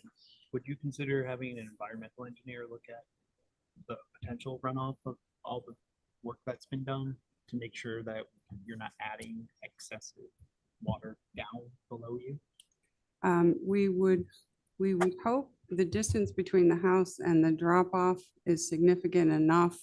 And the fact, we've been there a few years through a lot of rainstorms and snow, significant snow, and we've never seen a problem of any excessive runoff hurting the topography yet. There's also, to the right of where the pool's going to be, there's another drop off, and at the base of that, there's a small stream. So, we've never seen a problem before, and we would hope that it's not necessary to bring in a professional for that engineering analysis. I just know, because I live on the bottom, that small stream flows into a ravine and ends up in that storm basin on Main Street. Mhm. So sometimes we do get really heavy water flow. Mhm. I'm saying this from you guys, but it is something to consider. I understand. And from our view, it's often dry. It's often no water at all. So it depends on what's going on in the atmosphere, that whether it even gets active, but I can understand it changes down below. But we're hoping that it will be significant enough of a distance between the pool and the drop off and the breadth of the backyard that it just would disperse between that distance, the width, and also what will be adding to the strength of the soil stabilization. No further questions from me. Mike? It just popped in my head because my neighbor behind us right before they moved did this with exactly what you're doing, and it looked very nice. Oh. Right up until they backfilled around their above ground pool and turned it into an in-ground pool. Oh, we're not doing. With every assurance that you're not going to do that, I don't have any other Promise. questions. Promise. I bet my puppy, which is dear to me, we will not be doing an in-ground pool. We can barely plant perennials. That's how much rock we have up there. So, promise. Yeah. Matt? No questions. Thank you. Thank you. So I think my questions maybe are more for Shannon. I need my light bulb moment like Bob had, I think. So in the agenda review, you talked about tree removal that looks like it likely happened prior to the current owners moving in. Correct. So was that tree removal essentially where this pool is going to go? Is that? No, it's even further down slope. I wouldn't, based on what we have been able to see and discern, it seems. I'm just trying to, I guess I'm trying to Because figure you out the can see- so connection, this- Shannon, between that and this application. Oh, the correlate. So Yeah. it's just general understanding. So here's the deck, and Ms. Rothschild, you can confirm, this is the deck that we're seeing, but this is the deck off the first floor. So there's another, the deck or the walking platform, this deck and patio and this edge of retaining wall, I believe, line up with, basically are in line, they're completely under this deck, correct? Completely So under this. if you're looking at it bird's eye, you don't see that deck and patio that are sketched out.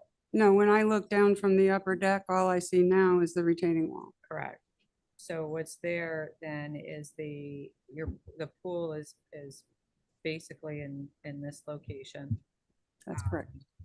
Which had been, this is the 2023 aerial. 2019 aerial shows it the same. It's somewhat Okay. lawn-ish. Yep. And then there's you can see that there's some trees have been removed that show in that aerial. And then in this area, there's more. And then I go to the near map and you take it, they purchased in September 23, is that correct? That's correct. So it was spring, summer, when the prior owner put the house on the market, that some of these trees were removed. And then all the Gundells have done, or Rothschild Gundells have done, take that and rather than having felled trees all over, and now, as we've seen what'll happen, right, the vines and overgrowth Yep. happen. They've tried to push that to the edge to create then an opportunity for them to purposely revegetate some of this area. But the pool, everything, so this, like I said, this deck, what you're seeing on this sketch, the retaining wall and that upper edge of deck that you can see in the aerial are pretty much coincident. And so then you've got another 15 feet of pool coming out, plus say another, even if it was another 50, so say you said 30 feet from the edge of that deck, because they needed some work area to work around. I measure out, not miles, feet.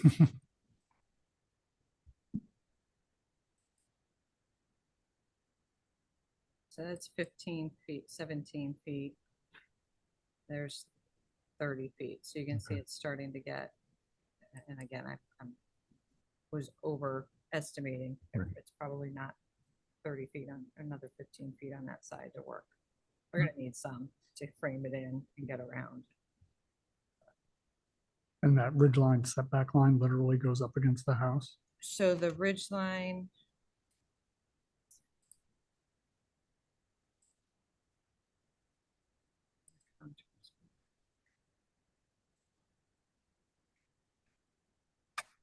I gotta put the measuring book.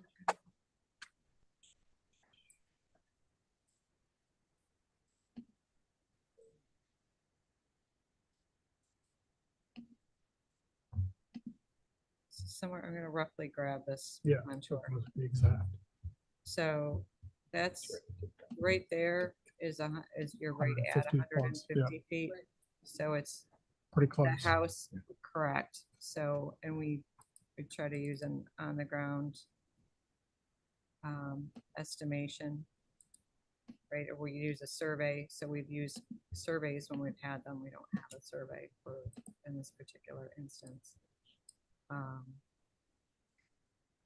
But at various points, yeah, I measured it this afternoon, and wherever I measured from, I had 140 feet to the rear of the house. Okay.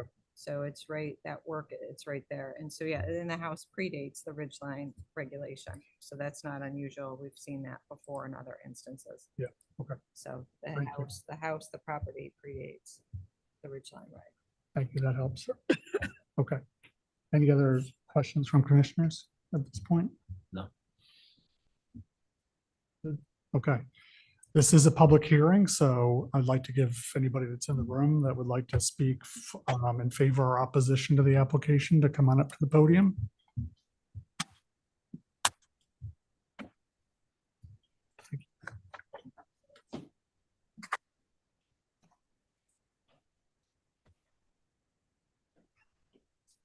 Steve Zabrowski at 343 Main Street, down the hill from the proposed site. And we're very concerned about water. When they designed Pinnacle Orchards, the storm sewers dump into our hill. And with these rains that we've had, it overwhelms all culverts and spills over into the roadway, for which the 12 of us are responsible, with significant destruction. We've had the state out, we've had the town engineers out. And, 10,000 gallons is just 10,000 gallons. It's not a lot, but when you add it to what's already going on, we would ask that there be significant safeguards so that our properties don't wash away with an unexpected flood. That's part one. And then part two is we applaud the idea of planting more trees because we have a straight shot through their house from ours due to the previous homeowners taking down trees. And so replanting would be a wonderful thing. So just water and trees are our two concerns. Thank you.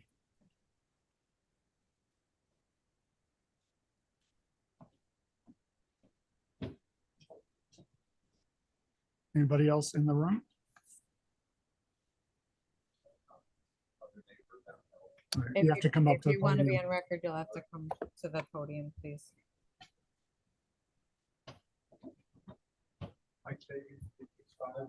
You have to be at the microphone. Mike Fagan, 365 Main, also downstream.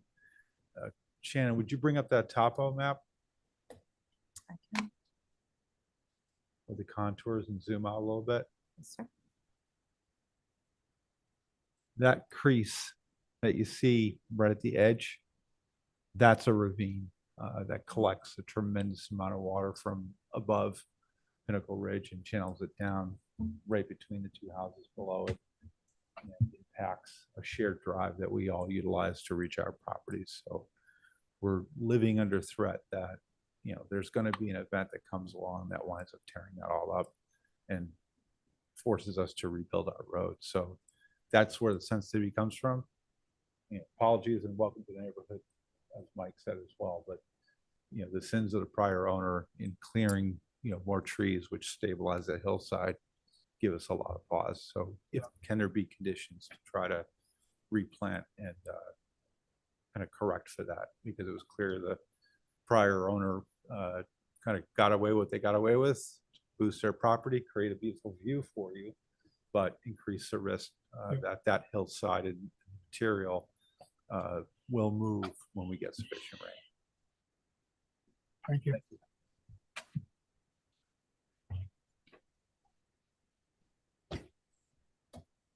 Anyone else? Jane, you want to check online? Okay, if anyone has called in to offer comment regarding the application for 84 Pinnacle Road, please raise your hand using the feature in Zoom and you'll be acknowledged to address the commission. Again, if anyone's called in for 84 Pinnacle Road, please raise your hand using the feature in Zoom to address the commission. And Mr. Chair, there are no hands raised. We do, however, have two written correspondence that were received for the record. If I could put those Please. in. Yep. So we received a letter or email of support from Pam and Jim Kalal. They are the neighbors at 86. We fully support the application. Have no concern about the proposed pool and believe the special permit should be approved. And then the second one is from their neighbors. I don't know the address, but they're, oh, sorry, 81 Pinnacle Road. John and Chris Chea in support of the application. And intend received. So it is in support of the application.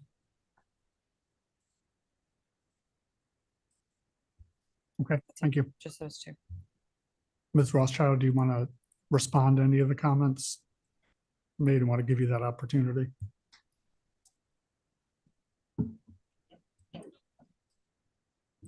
I'm a lawyer, so if you ask me if I want to have closing arguments, I have to say yes by training. So.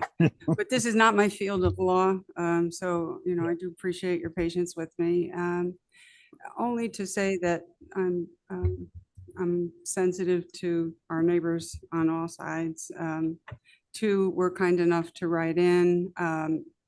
Three others that live at 92 and at 82 and at 92, 82, and there's one more, certainly have told us that they are in favor and hope that the commission grants our special permit, but none of them are below us, and so I'm just meeting neighbors from below us. And you know, I would say that we don't have a pool right now, and any water problems which have been evidenced below obviously weren't caused by us or our property.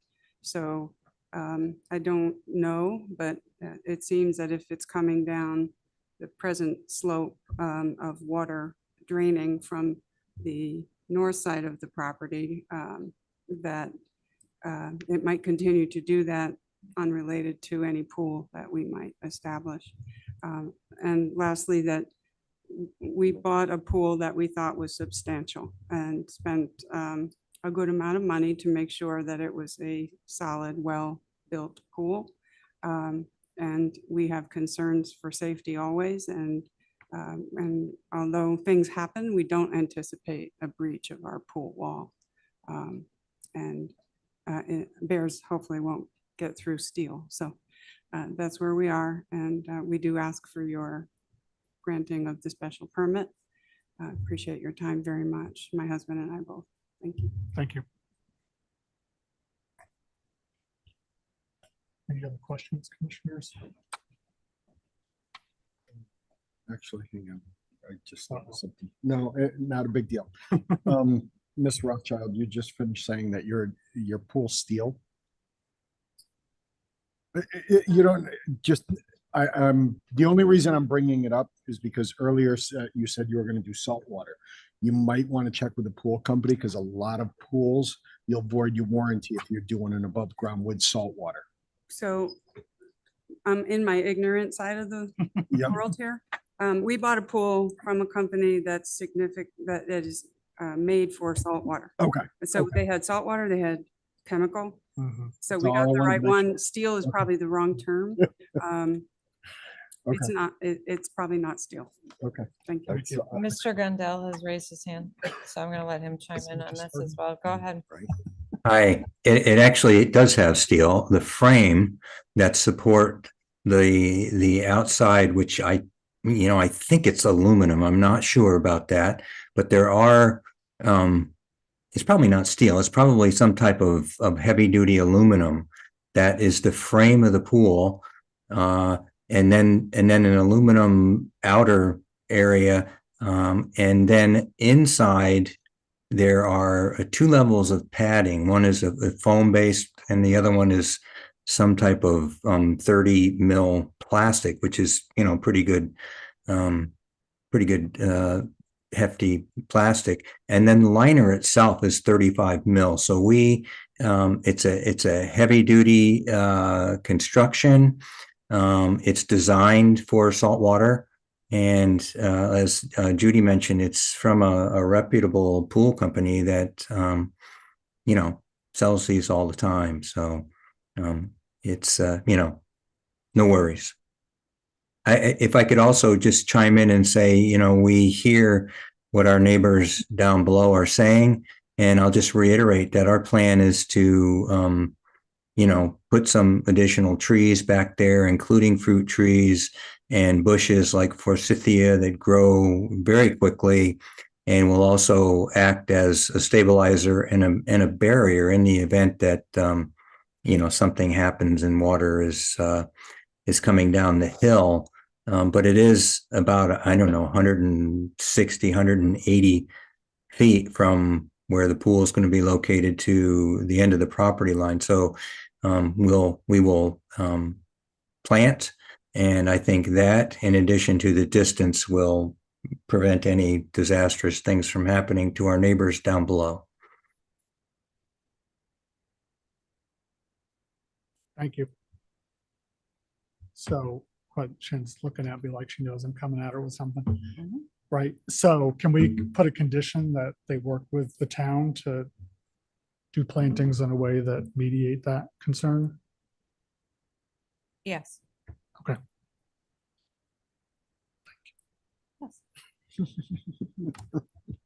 So thoughts, commissioners?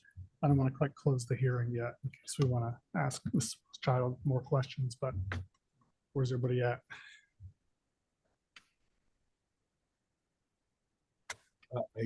I'd like to see some more engineering, like on the pool itself, right? I believe it's a quality pool that they have, but we have only, and no slight against his ability to draw. I think it's way better than anything I could do myself, but another view of it and just get a little more comfort with the engineering of the pool and the type of construction and how it's going to be. So the So specifications, I'm sorry, Mr. Chair. That's okay. I'll jump in. So from personal experience, we put in a pool a few years ago at our house. They're pretty thorough. Like they're really thorough. The So is town. there like a sign off process? that- Yeah, there's inspections With at the multiple inspections and stages and So that would be a good thing. Okay. all kinds of stuff. So I'm not necessarily worried about the construction of the pool. I still feel like if we can condition some, some replacement of the trees that were 100%. taken out, my personal opinion, I'm okay with it. Okay. I would let. I know let Shannon, go I of know the- what you were gonna add. Nope, I'll stand down. Okay. Yeah. So if somebody's certifying the construction, then I think I'm okay. So if I can, so the drawings that come to us as part of the building permit are Mm-hmm. stamped drawings.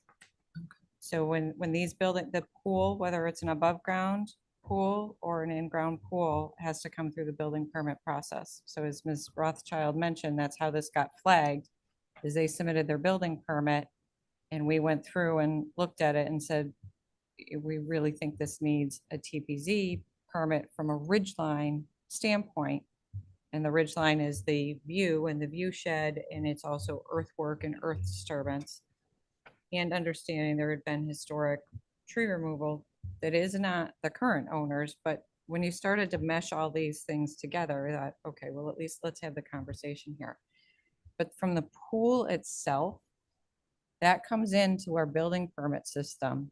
And the planning department has a sign off, the engineering department has a sign off, and Farmington Valley Health has a sign off because they are on septic, correct? You're a septic system? Yeah. Well, okay. So those sign offs take place and all that has to happen, and then it gets to the building official, and then the building official signs off. And then there's inspections during construction and at the end of construction. So all that, and this quite honestly happens with every pool, Yep. every above ground pool, every in-ground pool, everything. So every deck, every shed, so all those things that come through, you all see it once, we relive this all again. And then we relive it at the sign off for the building permit, and then we follow it through construction. So either myself, Bruce, Sear, or Garrett will be out there before it's signed off, and the building official will be out there. Cool. And then they have their own, the pool company has to submit stamped drawings. Well, that gives me great comfort. Thank you for sharing that. And I hope it comforts the other neighbors as well. Other thoughts? No, I'm like you. I've had a pool above ground in my house for, oh Christ, over 10 years. And I know I had a little bit of a slope that I had to put in, like a 1 foot wall just to kind of level things out, because you need that 3 feet around the pool. I think it was when I put mine in. At the time, they wanted 3 feet to stabilize it. Yeah. So, I'm not gonna go against Shannon, because she obviously, like she says, she sees it 1,000,001 times, and if she's comfortable with it, I'm comfortable. I'm just saying, I would have no heartburn if they put into the plan that they were gonna put a decorative retaining wall on that side to kind of stabilize, instead of hoping that earth and rock hold their place. Yeah. But that's just my feeling. Okay. Well, I'm seeing in the notes too, is that we're talking about requiring possibly considering requiring an erosion control plan. And also final stabilization, including topsoil and seeding surfaces. So that's typically what we look for when they're doing the pools. So, right, there's erosion control. Erosion control is needed because inherently, particularly with an in-ground pool, less so with an above ground in this case, because of the earthwork that needed to be done. It's the erosion control, which I believe some of that's already in because Bruce and Garrett have been out there. So hay bales, straw wattle, silt fence probably isn't as appropriate or effective here because of the rock. And then, yes, for any earth disturbance that is remaining, we'll look for topsoil and seeding or plantings. So we want some trees put in. It'd be helpful if the commission gives me a range, like what are we, just because, right, if it's a shrub or tree, if you want a handful of deciduous or evergreen trees put in, so that we can track that moving ahead. I don't think 10 or 12 is warranted, 3 to 5, 3 to 6 deciduous or evergreen trees, something like that, that is commensurate with the scope of a pool project. that would be helpful to have a little bit of quantity to that, but yeah, these are standard things that we would look for with a pool. You look confused. No, I'm not confused. No, Mr. St. James looks very confused.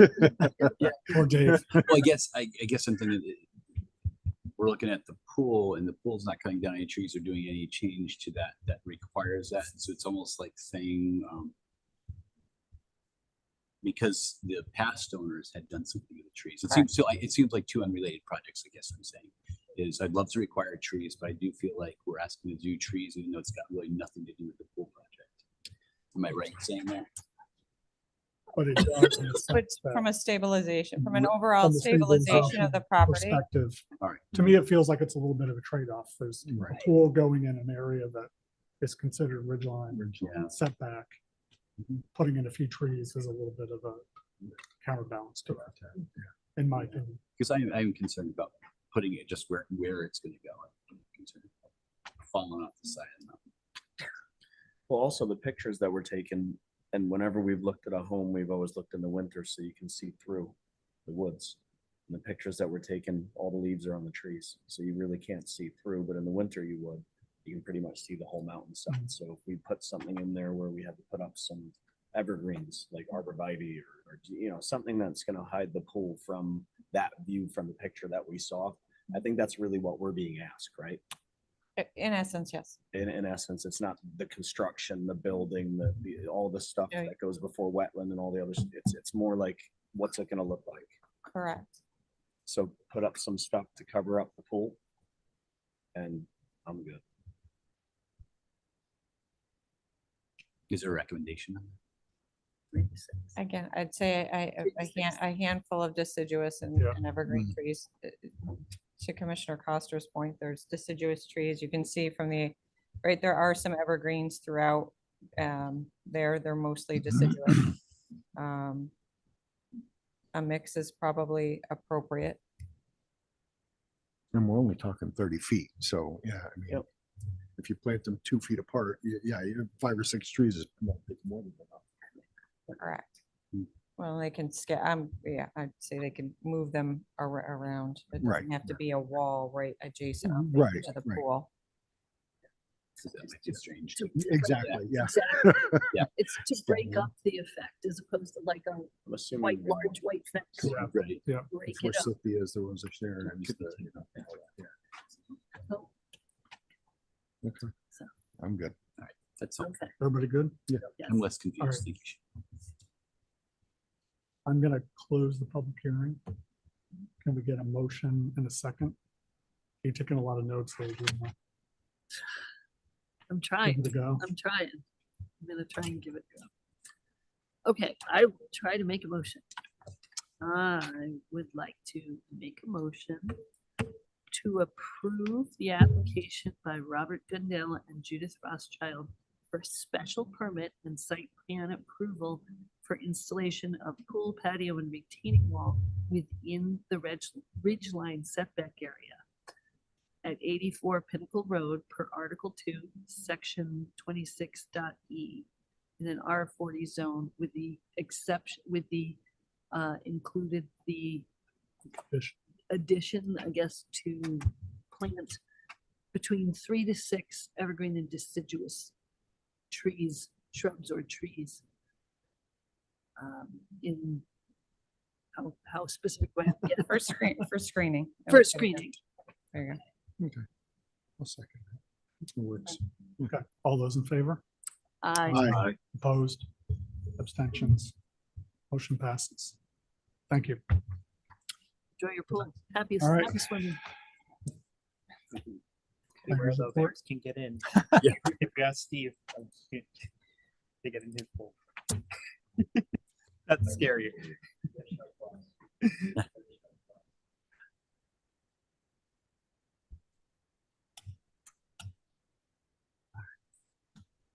Mike's in the neighbor's dogs.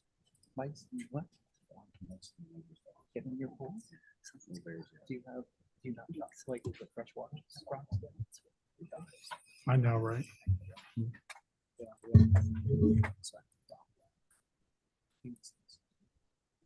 Yeah, my uncle has freshwater salt. That's right.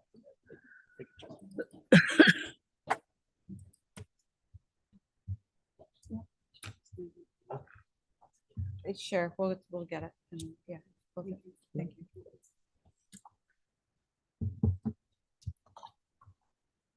All right, everybody ready for planners report? Does anybody need to stretch their legs? 'Cause We probably got another. Okay, there you go. Another what? We probably have another 45-ish minutes of chatting to get through stuff is my guess. So if you want to. Excuse me? Did you bring any snacks? I did not bring snacks. I'm sorry. I did not. Well, that's why I brought my coffee. I'm like, yeah. I'm gonna make this one. Shannon, I can use some exercise. Drink coffee. Sure, if you want, you set it by the door. Doesn't even phase me. Sure, yeah, you set it by the door. Thank you. Doesn't even phase me. It's up there. Give me a drink. Sure. Welcome. Thank you. You get a chance to say hello. when you come in. No, I didn't know if we were starting right away. I didn't want to come that's all right right. around. So we're just gonna start with everybody. I'm Dave. Mike, good to meet you. Nice to meet you. It's much different than in person. Yeah. Yeah. Oh, yeah. Yeah. Sitting at home at the desk. Oh, Yeah. yeah. Just We did that like from scratch. like this. During COVID, Yeah, but we had to be remote and it was so much harder. to get it done. Yeah, just like When we do we're our, not seeing each other. Like, there's something about just being in person. Well, it's like you see facial expressions, you know somebody's got a problem. You know what I mean? yeah, like paying attention. was It's more better difficult view the because questions. I don't know. My whole step, we have a whole, like, when we have board meetings. I set up a boardroom and we have a 70-foot HPV and we teleconference and we do everything, but I really try and push everybody to show up. And if you get a babysitter, driver, whatever it is, children, we get so much more accomplished. Just look at that on a small computer screen. It's hard. Hey, Mike, I'm Lance. Nice to meet you. Nice to meet you. Claire's All right. land use coordinator, whatever you want to call me. I don't know. Cool. New Sandy. I've had to go before the not town planning and zoning, but we put a pool in, we had to go before wetland, we had to like setback, this setback. I know what it's like to be on the other side. Where do you live?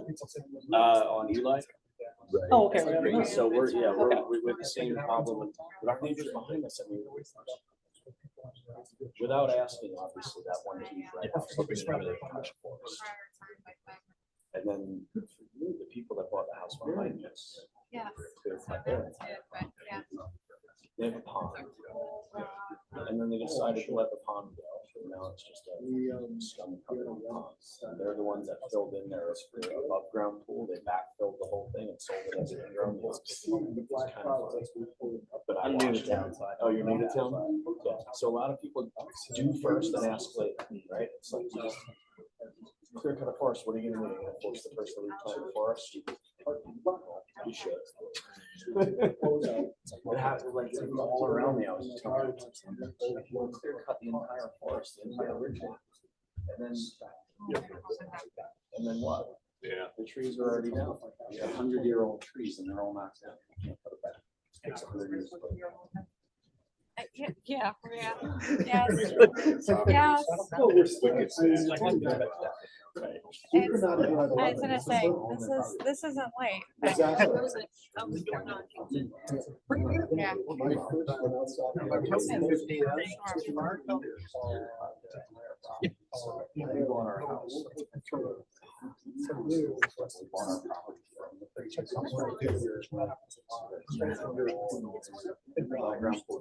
And you're gonna laugh. That's kind of cool. Oh, yeah. Maybe. Yeah. Because it's. Well. It's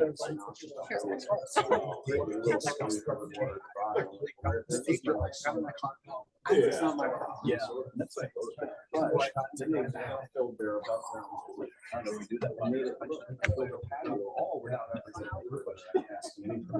why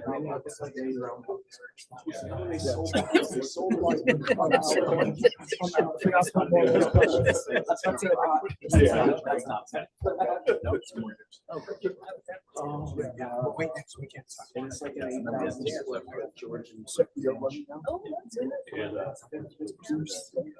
Everything on that property. No, you're right.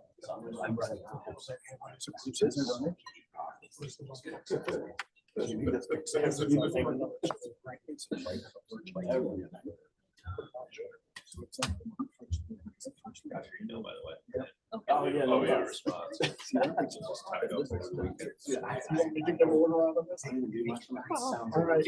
order in the court. Let's get started so we're not here till 11. Yes, you're the one with the gavel, sir. I should have used it. Oh, I was gonna say, I've never seen. And you. Yes. Sometimes you gotta do what you gotta do. Right. All right, we got Planners report, please. 9:11, and we will reconvene, and I will be as expeditious as possible. So, Winchell Smith Dam is the first item on planners report. And the Winchell Smith Dam removal project now has all of its state and federal permits. As I noted in the agenda review, local permits are not required. This was introduced to those of you that were here 2 years ago when it first came through and we were first starting to talk about this. It's a partnership with FRWA and Connecticut Deep Fisheries. The dam is the dam at the grist mill at 44 Mill Lane, quarters, admin building, etc. So I can go to an aerial if anybody needs or is interested. But this is the design plan sheet that came through for us for our review and comment, and they were open to comments during their development process. They are mobilizing, I believe, excavators and equipment arrived today. The mussel relocation project was taking place today because the rain this weekend delayed that. And they should be starting to get this stabilized entranceway in and then start removing the dam and work on the embankment. Everything is being done from the west embankment as shown here. North is plan up, top of plan. And the work is going to take, they're hoping they're going to be in and out in about 8 calendar days. Wow. That's fast. I have everybody else on the, I've said 2 to 3 weeks, because by the time we get stabilization or we get whatever, some weird rain event, then they may have to pull out. It's impressive. But the boulders will be left in place to leave kind of that rapids effect and have the auditory effect if you're at quarters and sitting on that patio. The beams and the cribbing from the dam quarters has requested.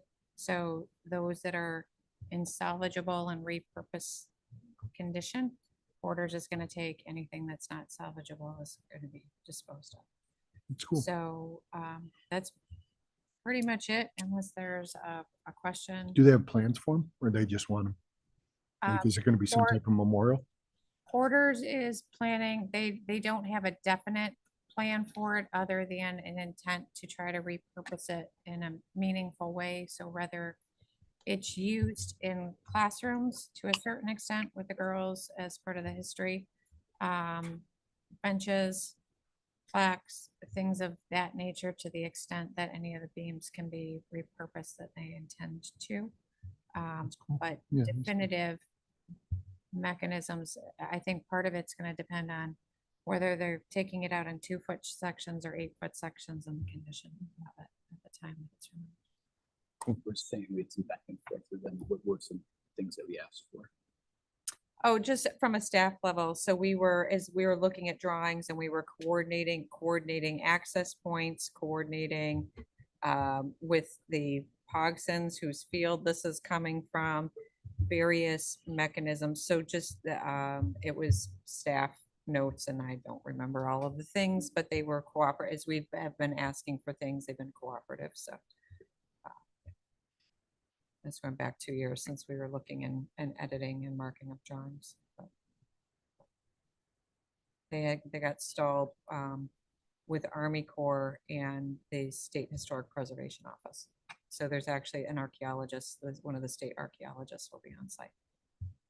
So in addition to the muscle relocation, they have the archaeologist that they've had to add into the project scope through the course of the permitting at the state and federal level. Okay, that's great. Any other questions? Hearing none. Okay, we are going to move on to item number 2, which is 34 West District Road. The neighbor appealed the 3-lot subdivision for 34 West District Road. You'll recall carriers came in and had the 3-lot subdivision with a slightly expanded home, and then the historic provision of the regulation because the home and barn were being demolished. The neighbor to the west appealed. It has run its course through in the court system, and the court found in our favor. So we are now in the process of dismiss the appeal. So we are in the process, staff is in the process of reviewing final subdivision plans, looking at final comments. They intend to file that subdivision then on the land records, I would say in a month-ish or so, close on the property, and then we will see the building come down. Whether or not they intend to do that this fall, I am not certain. I think the subdivision and closing will happen this fall. Whether or not demolition will start, I don't know. Okay, any questions? No questions. Oh, item 3. My friends, yes, my friends Another at forgiveness 5 permission. Spring Lane. Yeah. So That's really trying to compete with. I've been working with instead. Tom Daly at SLR. So 5 Spring Lane, the Croft, you'll recall, they have most recently been in for signs. Prior to that, they had been in for this application where they were renovating some of their office buildings, where they took an office building, made it 2 apartments, and then they made another alcove into their office building. They expanded their pool house to also include laundry facility. There were outdoor grills. There was a little extra parking that went in. And then they decided to put a dog park in. So where they call us for a zoning compliance letter and zoning, and no, I'm not signing off on this. So anyhow, dog park is in on the west perimeter. So it's the property line that abuts Tungus Community College. There is some, it's either up to the parking lot or there's a little bit of vegetation in between.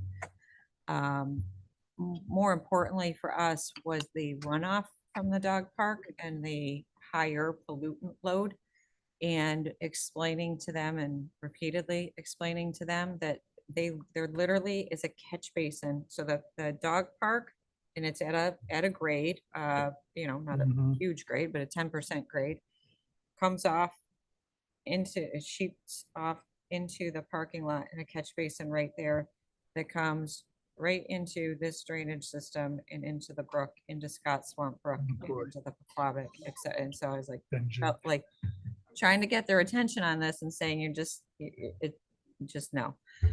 And so then they gave me an 8-inch by 1-foot trench of stone. So I got on the phone with Tom Daly today, and I said, here's the deal. I want a 2-foot wide trench, 3-foot deep limestone. Okay, we can do that. I said, okay, fine. I'll be happy to discuss this with the commission this evening. So they'll top dress it, the top 6-inch with either river rock or a crushed rock, but we'll get a 2-foot wide of the limestone. It'll be about 2.5 feet deep of limestone and about 6 inches of top dress stone. to allow then that runoff is going to hit the limestone. It'll neutralize some of the nutrients from a dog park runoff. And then it will infiltrate some of it. They are gonna bench it up because that pipe, so there's that catch basin takes a storm drain that comes from Tungus. There's a drainage easement. So there's a 36-inch pipe that's underneath where the dog park is. It's like 5-6 feet down. So they're gonna have to haunch this limestone up and around. It's like, 'cause I don't want it sitting right on that storm drain pipe either. That's not gonna help us out either. So they're gonna haunch it around and probably we'll put a membrane around that. But that's gonna get us mostly where we need to be. And it's consistent. It's about half the size of the dog park that was approved for 15 Farm Springs at the former Marriott. And they did a 4x5 trench, but is twice the size. So this seems commensurate for the size, the location. This linear is a longer, it's a longer length because it's a direct sheet flow. So, and then there's a relocation of a little shed that I was less concerned about. So it's just a small 12x20 utility type shed that they are having just for their own maintenance purposes. So if you're okay with this as described, so the dog park is 50 by 26 feet wide. With this revised trench that Tom agreed to today on the phone, and they've got the waste station, et cetera. If you're okay, then I'll proceed and handle this administratively with them. Once everything is complete to town satisfaction, then we will sign off on their zoning compliance letter.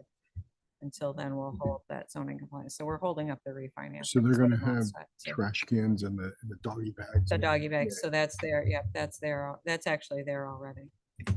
And how are they keeping non-residents? How are they keeping it from becoming a public dog park?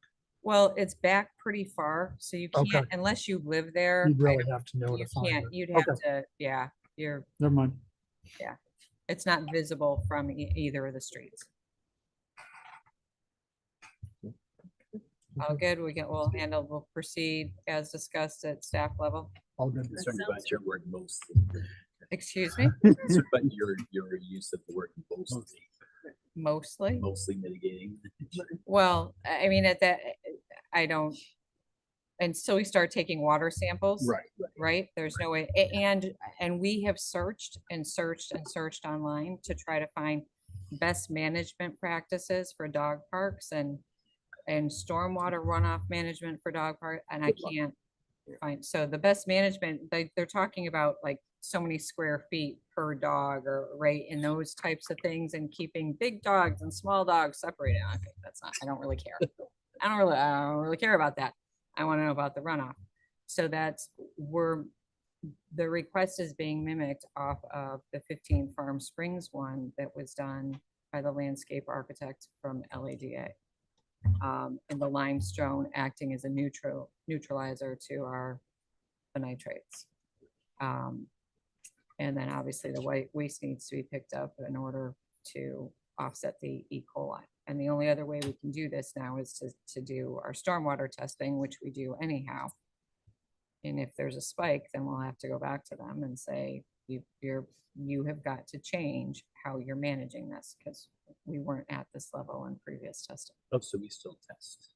Oh, we do, that's part of our MS4 testing. So we've got our stormwater testing. So we're testing in various locations and various outlets, and then we've got to work our way back up. Yeah.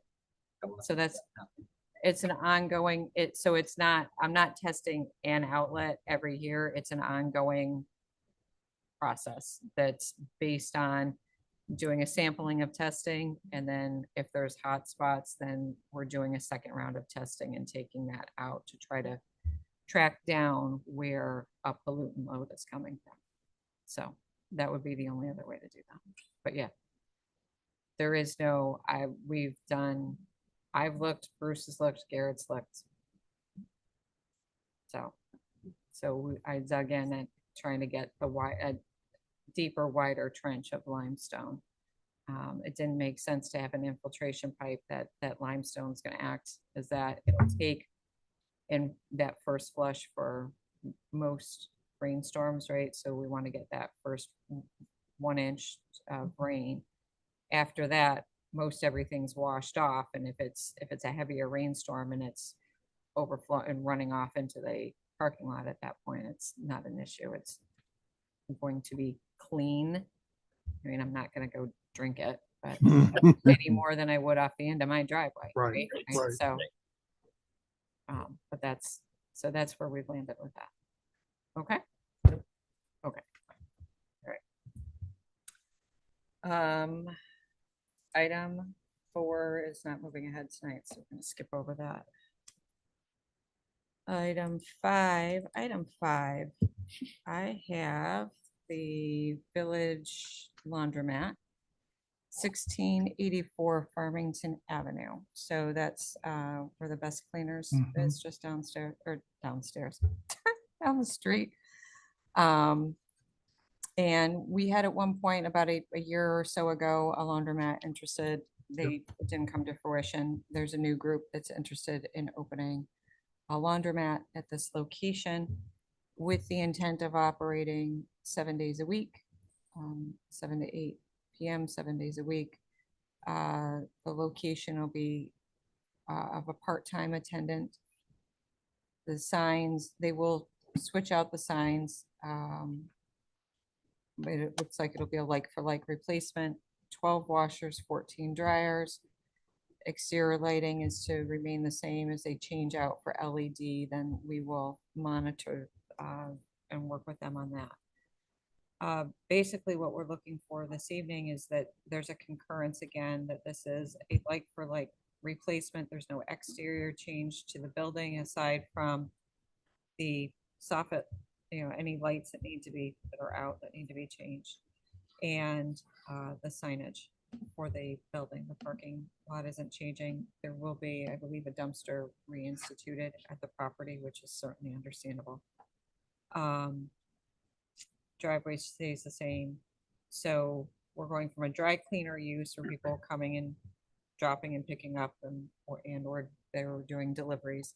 And now this will be a use here. There will be some, I believe they said there is some ability to drop off and have laundry. You could drop your laundry and have it done and then come pick it up, or do it yourself.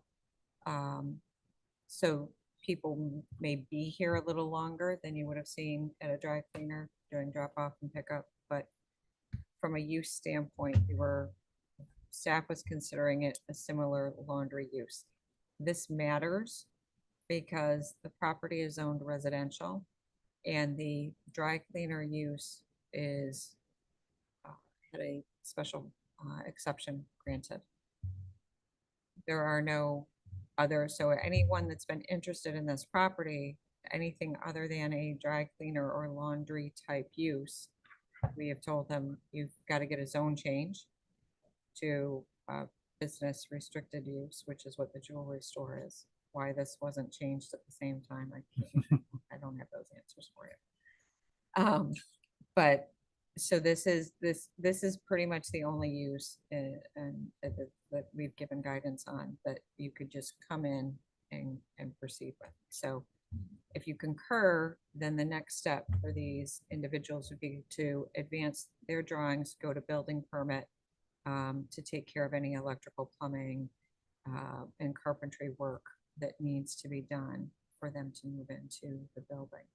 And then as that proceeds, then staff will continue to be involved. As I mentioned, we see as these building permits come through, they all require at least planning sign off. If there's nothing exterior to the building, then there is no engineering sign off. So, yes, sir. I see that they're saying no public restroom. If their public is coming in to do laundry, they're going to be there for a more extended period of time. That seems to me maybe a bit of a problem. And there's no places for them to sit while they're waiting for their laundry to be done. I don't see any chairs or stuff like that. That seems like it would be an issue.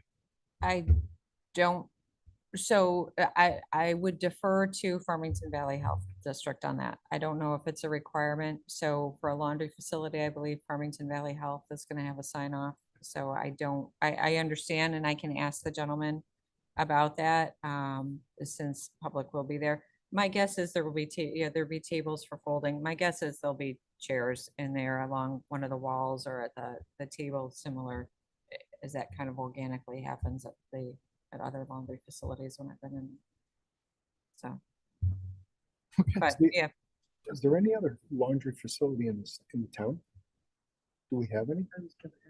I know there's one in Route 6, Bristol. Yeah, there's a couple, there's a That's couple. Bristol. I don't think Right. we have it. Yeah, I'm not. Gee, are you, I don't, Yeah, I'm sorry. Introduce myself. I'm Zach. okay, so these are the owner. I wasn't sure what I had. Yeah, I didn't know. So that's fine. If you want to, if some of these questions, certainly come up to the podium if you want to. These are the owners. I've only emailed with them, so I had no idea. Yeah, I we wasn't. talked on the phone. That was it. I'm Zach Moran, my partner Alan. We're currently own and operate the Village Laundromat of Terryville in Terryville on Route 6. To speak to your question of no restroom, the town of Plymouth asked us if we did not need a restroom, they would rather not see a restroom, mainly because the facility is not fully attended.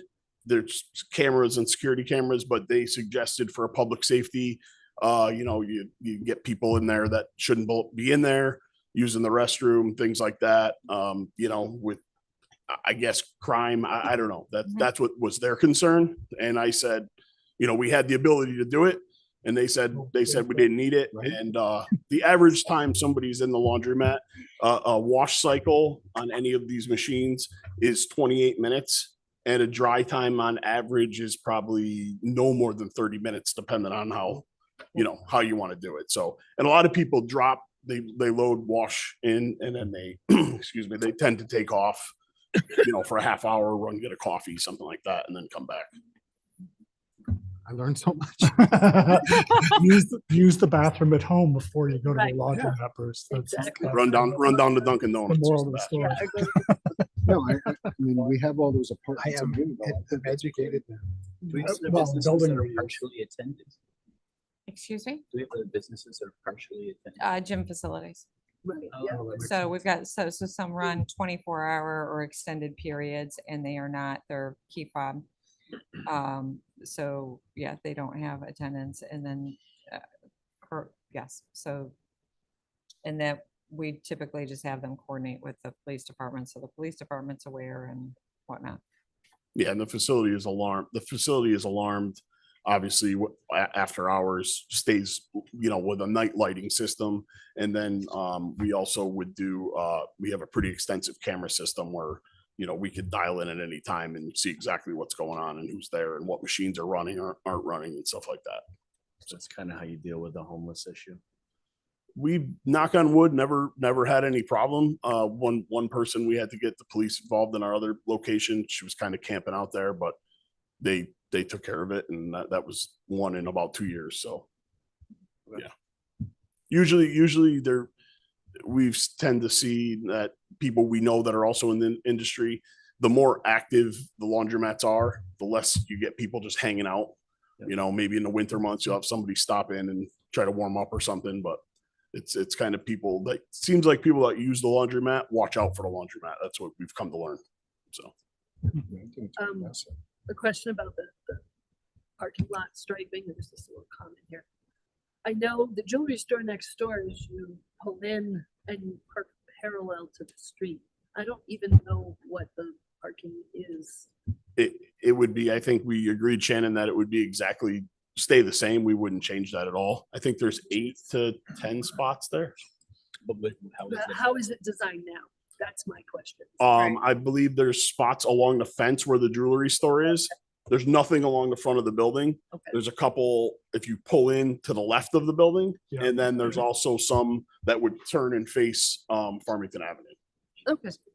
Okay, that makes sense. Just The jewelry store has a very limited number and you kind of. Yeah, there's a bigger lot. There's a bigger lot there and there's Oh, nobody. okay. Oh, So there you go. There we go. Oh, there we go. Okay, makes lots of sense. Okay, thanks. And that parking lot's all one level, so there's no handicap or ADA accessibility okay. issues. And do we have, what are our requirements for parking spaces for this? There, it's a laundromat, so because it's you come and go, and I can't look to a specific, right, I don't have a per washer parking, but even that at 12, I think there's 10 spaces, and then it's, most people are coming, like one person's doing 3 loads at a time or something. It's not 12 people using a washer at a time, so. We have 12 spots at our current location and we've never really had on a busy Saturday or Sunday, maybe you'll be, but other than that, never really a spot problem for it. Like I said, a lot of people come and go, so sneak in and stuff like that. Thank you. Yeah, love the building reuse. by the Right, way. yeah, So, I'd like to have something in That's there. always good for the town. So, It's the same that. so it's basically, that's, again, we've been looking at it as a like for like, so the laundromat and this is similar. It actually has a fewer washers and dryers than the one about a year ago that the commission had said sure, yes to. So, but just because there's been such a gap in time in the conversation, I wanted to reintroduce this with you and not just blow through ahead, but that's where we're at. Okay? Cool. Oh, so that's an okay. Proceed to building permit. Okay. Thanks, guys. Thank you. Thank you for coming. Thanks for in. You coming. bet. Nice to meet you. Hanging Hanging around in for there. 2.5 hours. before I doing know. that, right? I was just like. Give them credit. They walked in with me right at the beginning. Okay, next item is 778 Farmington Avenue, a sign replacement, some of your favorite things. So 778 is the existing building, I believe it's the one right next to Chase Bank, fronts out on Farmington Avenue. Yep. So we've got the new Chase Bank, as you're standing in Farmington Avenue, new Chase Bank to the left, and this building to the right. And there's 2 signs. There's a new, so where the CT hypnotherapy had been. Yeah, CT hypnotherapy had been, there's a hair salon going in. So the sign, this main sign, and if you've been stuck in traffic on Route 4 and you've looked over, everybody's We seen all the have. sign, everybody's seen the signs. Revolving Oh, yeah, as you go, oh, okay, right, so now you're gonna have, there's gonna be a different hair salon. It looks in much there. nicer than they. So that's, it's a like for like replacement. I sent it to Tim Eagles because it's in Farmington Center, Farmington Village Zone. I had Tim as chair of the Architectural Design Review Committee. He said, yeah, we're good. It doesn't need any further detailed review with the Architectural Design Review Committee, somewhat obviously. So the sign is it'll be affixed to the building. And then there's a small sign that she's gonna have up by the door, replacing the sign that CT hypnotherapy had by the door entrance. Right, so if we're good for like, this is gonna go, I'm head nods all the way around. Yes, please. Okay.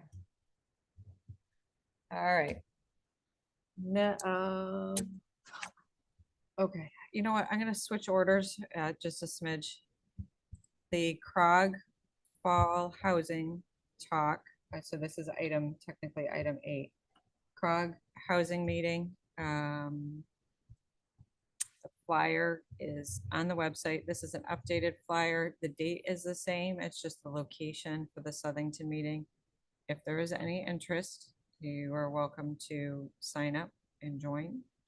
I will be going. I've signed up for the September 24th one, so I can report back to you folks in either our first October meeting, depending on how our public hearings go, or our second October meeting, and let you know and share the information. But I did want to put it out there in case there is any interest, and Krog asked us to share it. When I did register, it did indicate that it's limited to 100 attendees. I don't know where they are in the attendee status, but we've shared it with this commission. I believe ZBA, Wetlands, and Rose shared it with their Economic Development Commission. So, okay. So that's that. One other construction project, Farmington Land Trust, the removal of the fishing pier off of Railroad Avenue. That is going to start next Monday. So you might start to see some mobilization for that, but that is going to start next Monday, and just the removal portion and then restabilization. So they're going to remove and restabilize that and bank. That's what they've got the funding for at this particular point. And then at a later time, it could be 2 years, it could be 3, 4, 5 years, then that viewing platform is going to come in. So right now, it's just the removal and at this point, it's starting to become a hazard because they can't keep up with the maintenance. So they don't want folks down there with that situation the way it is. So that's going to come out.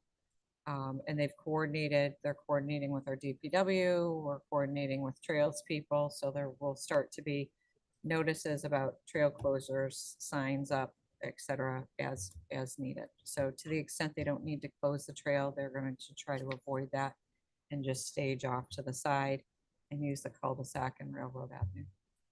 Okay. Any questions? Any questions? Okay. Final item. Commercial vehicle. I have a quick question. Yes, sir. If I could, before we get that, 100%. in the October 6th meeting, I see we have an 8:30G Yes. review coming up, which kind of will make me nervous just because it limits our ability to say no. Is there anything you can share with us about this project before we see the details on who these guys are and what they're after? It's in review with the Wetlands Commission right now. Okay.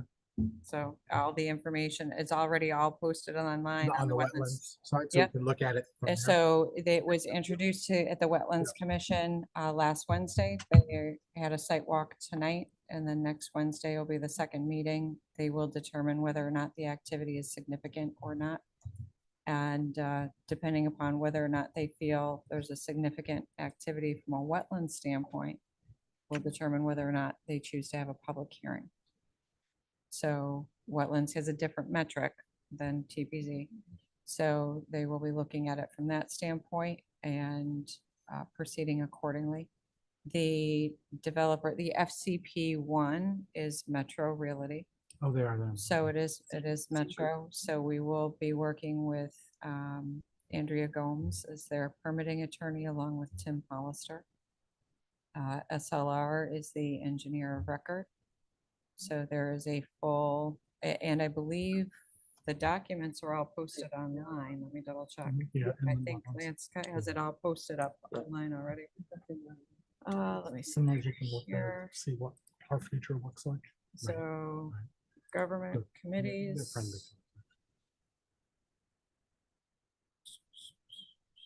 Town Planning and Zoning Commission. Plans are being put to the test live. It's gonna show under new business because it was new business tonight. It will be all of these that were accepted will get moved to public hearing, obviously. But here's everything. So we've already received a response from CROG, the application form. There's a regulation. There's a zone change map, survey, architectural, photometric, a needs assessment, which is required when they do the 8-30G applications. Their site plan set, drainage report, and then there's an application package that's got just some general information. A traffic study is all I believe that we are waiting on. It is forthcoming. It's not really a highly trafficked area there, but it will come out, right? So as you come up Executive and you hit Hyde, it's going to come out either to Hyde and 6 or Hyde over to New Britain Avenue and that signal. So it will be assisted housing. So it's an assisted affordable housing. It will be serving some of the needs of the Favar residents. So similar to South Road. 80 South Road, Yeah. 80 and 90 South Road. and 1600 New Britain Avenue. Right. Those both have Favar residents in it. This will as well, is my understanding. Thank you. Are we getting close to 10%? That's exactly what I was gonna ask. I'm What's that sorry, I didn't percentage? hear. Are we getting close to 10%? We are, so the percentages run annually. Mhm. And we just had this question, we looked it up. I think we're at 8.8, which is based on, That's worse for. hang on, we're at 8.8%, but that's based on last year's numbers. Right. So Garrett, we just got a request and it's hard because you got to track your COs. So give me a second, I can work myself through this. We just had to submit a response and we have to have the response in by, we'll say October 1st. So it's already in. But we can include anything that has been CO'd up to June 1st of this year of 25. Okay, and now we have to provide a response to Department of Housing by October 1st. So our Metro Realty properties, the 80 South Road, Yeah. 80 and 90 South Road are the only ones that are CO'd that qualify that we can add in Yeah. to that Department of Housing recording. So those get added in, and then a new number gets populated using the 2020 census data. So our denominator is going to stay the same Yeah. for the 2020, and it's not going to change until 2030 when it gets updated again. So our denominator stays the same, all right? So that number, those housing units get added in, and then DOH issues a new affordable list and the exempt communities versus non-exempt and what your percentage is. They reissue that March, April timeframe. But our affordable housing, our owned and rented affordable housing is one component of that. And I can get that chart for you. It's not that it's a public access chart. I just don't have it at my fingertips. Part of what's included in that are Section 8 voucher housing, which is perhaps a little more transient, right? So our numbers, our housing units are our housing units, but the Section 8 voucher housing is a subsidized that comes and goes. I don't have control over that part of the number, right? And then in 2030, so it's those buckets make up our total percentage. So we're at 8.8 now. Garrett did the math. I think he said we're at 9.2 or 9.3 is what he's expecting to see when they reissue that number next year with 80 and 90 South Road being added in. Yeah. And then we've got to put, and then we'll have 1600 comes in Yeah. for next year. And we're not sure because 402 used the build for CT funding for a portion of their apartments, but at 100%, not 80% AMI. So we're not sure how that's going to impact. So we should get credit for at least the 20 or 30 units that are going to be at the 100% AMI, but I don't know if we'll get credit for the entire development. Whereas for 80 South Road and 1600 New Britain Avenue, we get credit for the entire development, even the market rate portion goes into our affordable bucket. So yes, we're getting close, but the numbers shift. But the tipping on point us. is coming, it feels like. Excuse me? The tipping point is coming. It The feels tipping like. point is coming, absolutely. And we have to remember too that, the 10% is the threshold where they can't use an 8-30G Right. to force it, Yeah. But they which can is still not apply. the same as discussing what the need is for the community or the region, et cetera. So, but, yes, so that's where that is. So all the documents and wetlands, all the wetlands documents are then, you can find them the same place, Conservation Commission, wetlands, it's all there, but they're all here on ours as well. Are we kind of working projections into that for all the developments and the housing developments, all the population that we're adding, like projecting what the 2030 census is gonna be. And see like if we're close to that 10% in 4 years.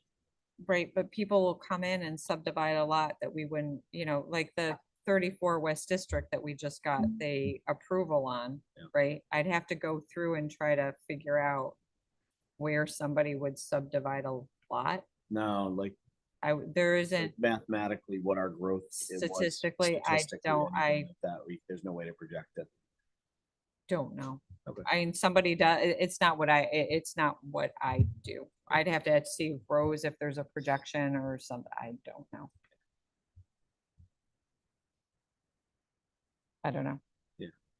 I'm just thinking like, other developers want to come in and add hundreds and hundreds of units of apartment. Yeah, but we don't have, so So then the projection would kind of cripple that 10% if we added all of that. for correct. The 2030 census. Correct. Yeah. So if that comes in all at market rate, right? So that's where we're watching what comes in at market rate versus what comes in as affordable. We'd be taking steps backwards. Correct. Correct. Right.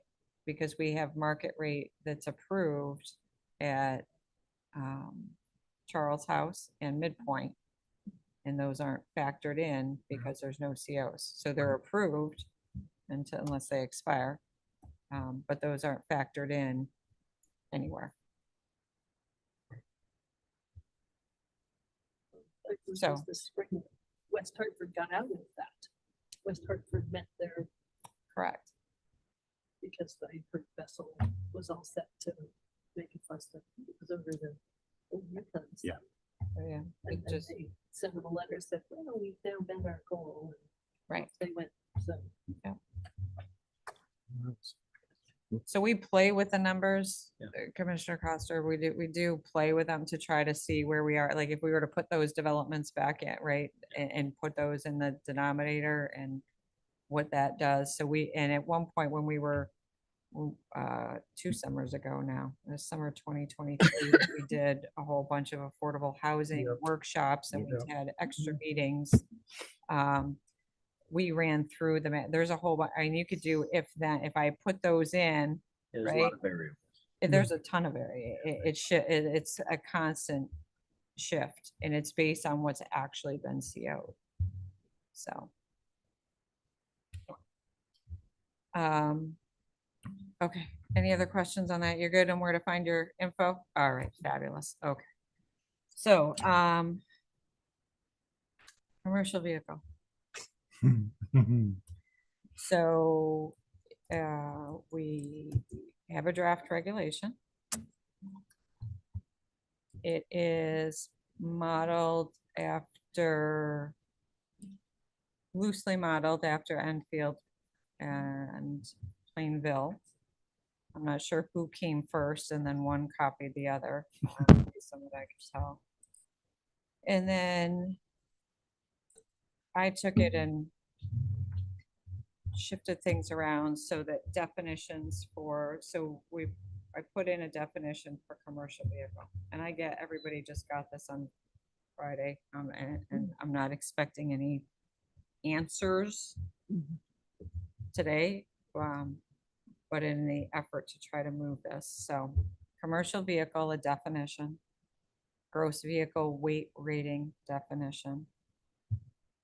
And then change the parking or storage of commercial motor vehicle to be in accordance with, we took this out of the residential and dropped it created a section 8A parking section. Article 4, section 8 is parking. Article 4, section 8A had been bicycle parking, so that's going to move to 8B, and then 8A will become parking on residential properties.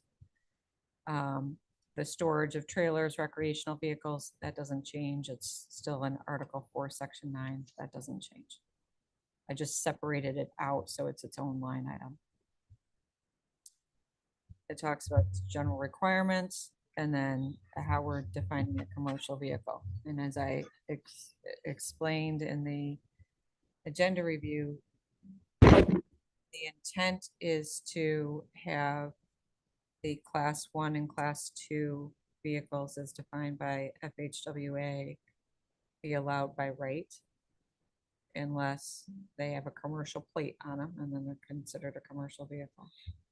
And then the class 3 vehicle be restricted to a quantity. And I put a chart in similar, again, we have this, a similar chart in for our accessory structures in Article 4, Section 3, accessory structures for sheds. If your lot is such a size, you can have a shed of so much area. If your lot's a little bigger, then you can have a shed this big. But if you tip those thresholds, well, it's not that you can't do it, you just have to come here for a special permit, which you've seen, not so much for a shed, but you've seen it for a detached garage, right? The detached garages get to a certain point and all of a sudden it's before you. So that's kind of what this is a graduated scale that basically at a 10,000 square foot lot, 1 vehicle, 20,000, 2 vehicles, 30,000, 3, you get above, and that should change above 30,000, then you can have four vehicles.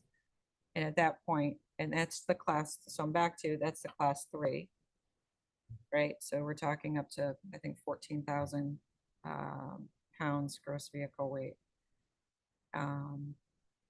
A height of 8 feet, box length of 10 feet, because it would then include the smaller van if there was one, right? Or if it's a larger lot, then the thought is, and it's appropriately screened, then this isn't going to create an issue.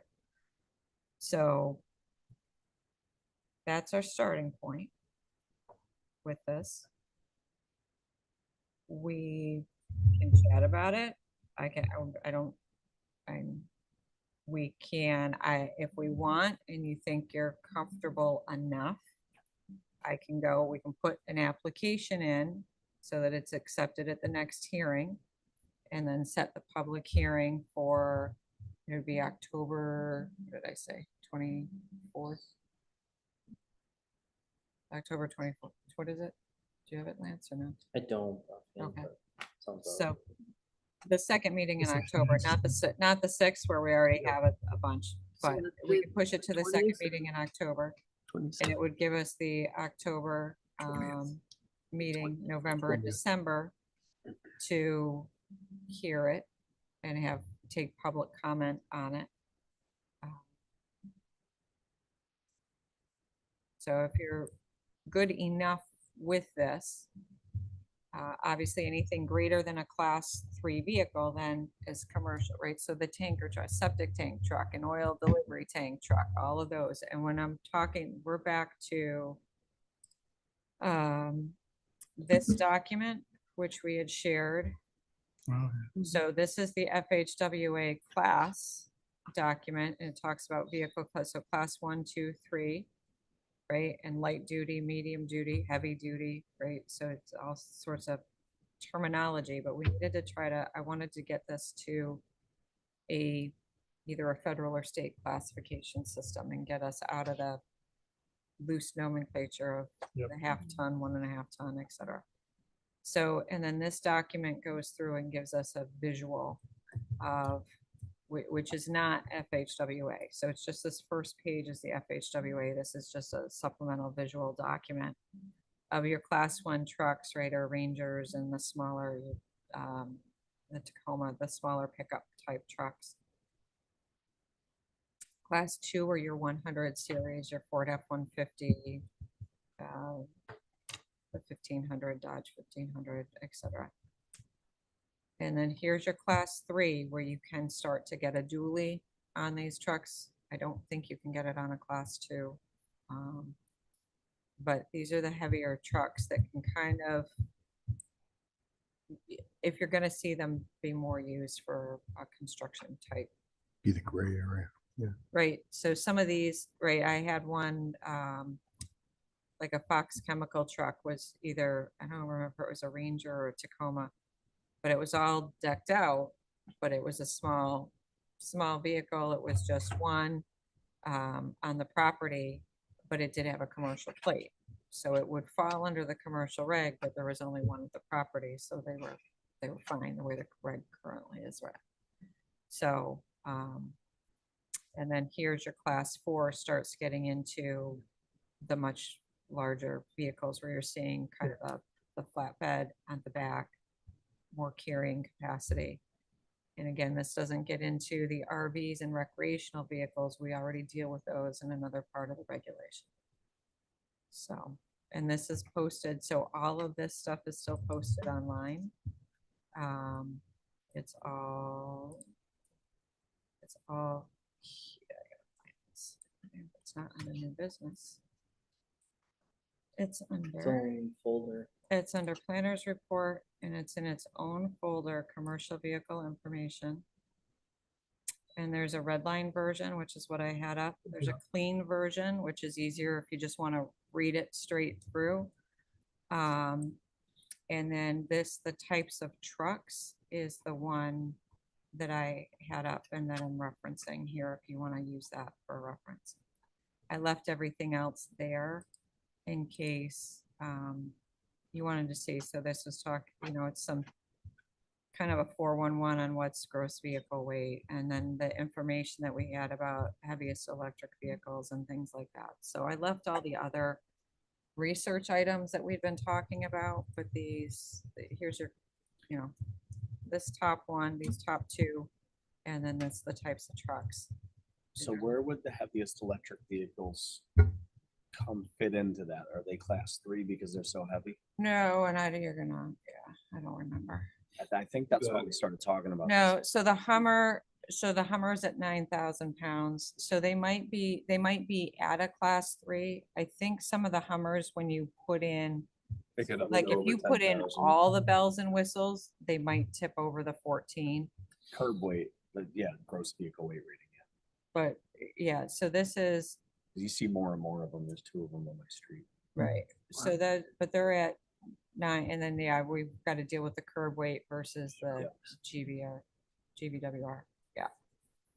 So, At the same time, I think if a household with a small enough lot where they shouldn't have more than one of these heavy trucks ends up with 2, you know, Hummer electric vehicles. Right. Nobody knows really how heavy they are, and they don't look like work trucks. I don't think they're getting reported. right. Yeah. Right. Unless it's creating a nuisance Yeah. for their neighbors. Yeah. It's not going to create an issue. Okay, so we're ready to go for application and go to hearing? I'm not, I think so. yes. Yeah. Yes, yes, okay. Fabulous. Okay. All right, ladies and gentlemen, that's it. I'm done, unless anybody's got other questions for me. 2 things. One's easy, super easy. The school signs went in. Yes. I've gotten overwhelming comments that they look good. And they do. I've seen a few of them, and they do. They're really sharp. They did a good job of it. I'm very That's great. impressed. Okay, I'll let them, I'll Yeah, let Lauren they know. look really sharp, and I'm happy with them. Great. And then my other one is just more of a curiosity thing, because I've seen some movement. Do we have anything on the Five Corners gas station? Just what I was gonna, somebody asked me about it. Yeah, Because they've been so, cleaning out and machines have been moving over there. yeah, That's why. sorry. So I was trying, all summer I've been dropping emails into the agenda review, and that's why my planner's report kept, I'm like, oh, I gotta let them know about that. I gotta let them know about that. I kept dropping stuff in. Yes, actually, both corners are gonna have stuff. So we'll start with the gas station. They had to get a certificate of insurance because some of the remediation work they had to do, there's some connection into the sanitary sewer system. They might have to have an overflow into the sanitary sewer system. So they had to work with our WPCA, they had to work with our town engineer, et cetera. So the remediation work is going to be getting started, and I still don't have architectural plans.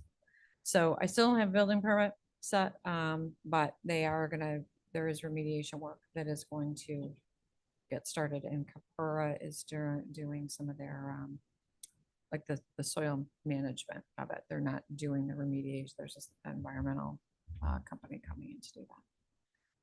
So that's where that stands. I don't have an exact date. Yes. Anyhow, I don't have an exact date. We'll leave it at that. The other corner where the Dunkin' Donuts and Subway is, same thing. They had done a year or two ago behind the building. There was remediation work that had to be done. Now they've got remediation work at the front of the building that has to be done.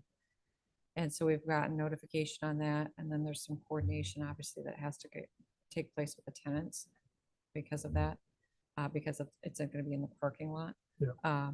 So there'll be some mobilization there for similar type remediation work that has to be done there, but that is not, didn't have the same sanitary sewer requirements. So. Okay. While we're on gas stations, the one on Plainville Ave, is there an open date on that? It looks like it's going right along. No, but- I don't have a good answer. Okay. No, they are proceeding and they're in looking good. touch. The landscape architect was in touch with us to try, there's some plant substitutions that were needed, so, which was fine. And that's fairly common depending upon what's available in different areas, so. So we're working, so that's generally a good sign. They got the landscaper. I think they're intending to try to get the plants in this fall. So, but no, I don't have a date. I know they've had trouble with contractors there. I'm not sure why, but there's been trouble with some turnover that's created a protracted construction process for that location. I have one question. Our town newsletter this month, well, whenever we get it, had an article about by right, you could expand your house by like 200 feet. Is that true? Something like that? Expand. You don't need to go to the zoning for something under up to 200? A shed, you don't need, so a shed permit, so a building permit isn't needed for a shed, up to 200 square feet, and same for, yeah, it doesn't come to TBZ. So sheds by right, actually, I'd have to get, it's the zoning chart, so I think by right, you're allowed, again, we're back to, if your property is less than 10,000 square feet, I think you can have shed or accessory structure up to, I want to say, 400 or 500 square feet. And if you're over 10,000 square feet, then that limit goes to 700 square feet for your accessory structure. If you want something larger than that, then you need to come in to see you folks for a special permit. And then separately for building permit, if your structure, your building, so if you put a 10 by 10 shed on your property, you don't need a building permit. It's only once it gets to 200 square feet that you need a building permit. I only ask because my other neighbor just like put an addition on and they didn't come to us. So I was really interested in that. No, you don't see every house addition. Right. Well, Right, so unless you hit, Yeah. it's gotta hit, so we check the ADU, if it's being used as an ADU reg, right? So that's one. There's the expanded home regulation, which is a 30%, so that's Article 4, Section 30. And that's a 30% by right, or the maximum thresholds, the 2,400 square feet of living area, 3,200 square feet of total area for the R20 and 30. R40 has a higher level that I don't know off the top of my head. And then we also have to check habitable space, so that if your garage versus your living area or anything else on the property, your non-habitable space on your property can't exceed 75% of your habitable space on your property. And the definitions, of course, are slightly different for habitable space versus your total living area for your two regulations, your expanded home, and there are two different sections for regulation. So 90% of them you don't see. was just curious. Thank you. No problem. Anything else? Going once, going twice? Approve the minutes, July 21st. Yep, make a motion to approve the minutes of July 21st, 2025. Second. All those in favor? Aye. Aye. Opposed, abstentions, I noticed. meeting adjourned.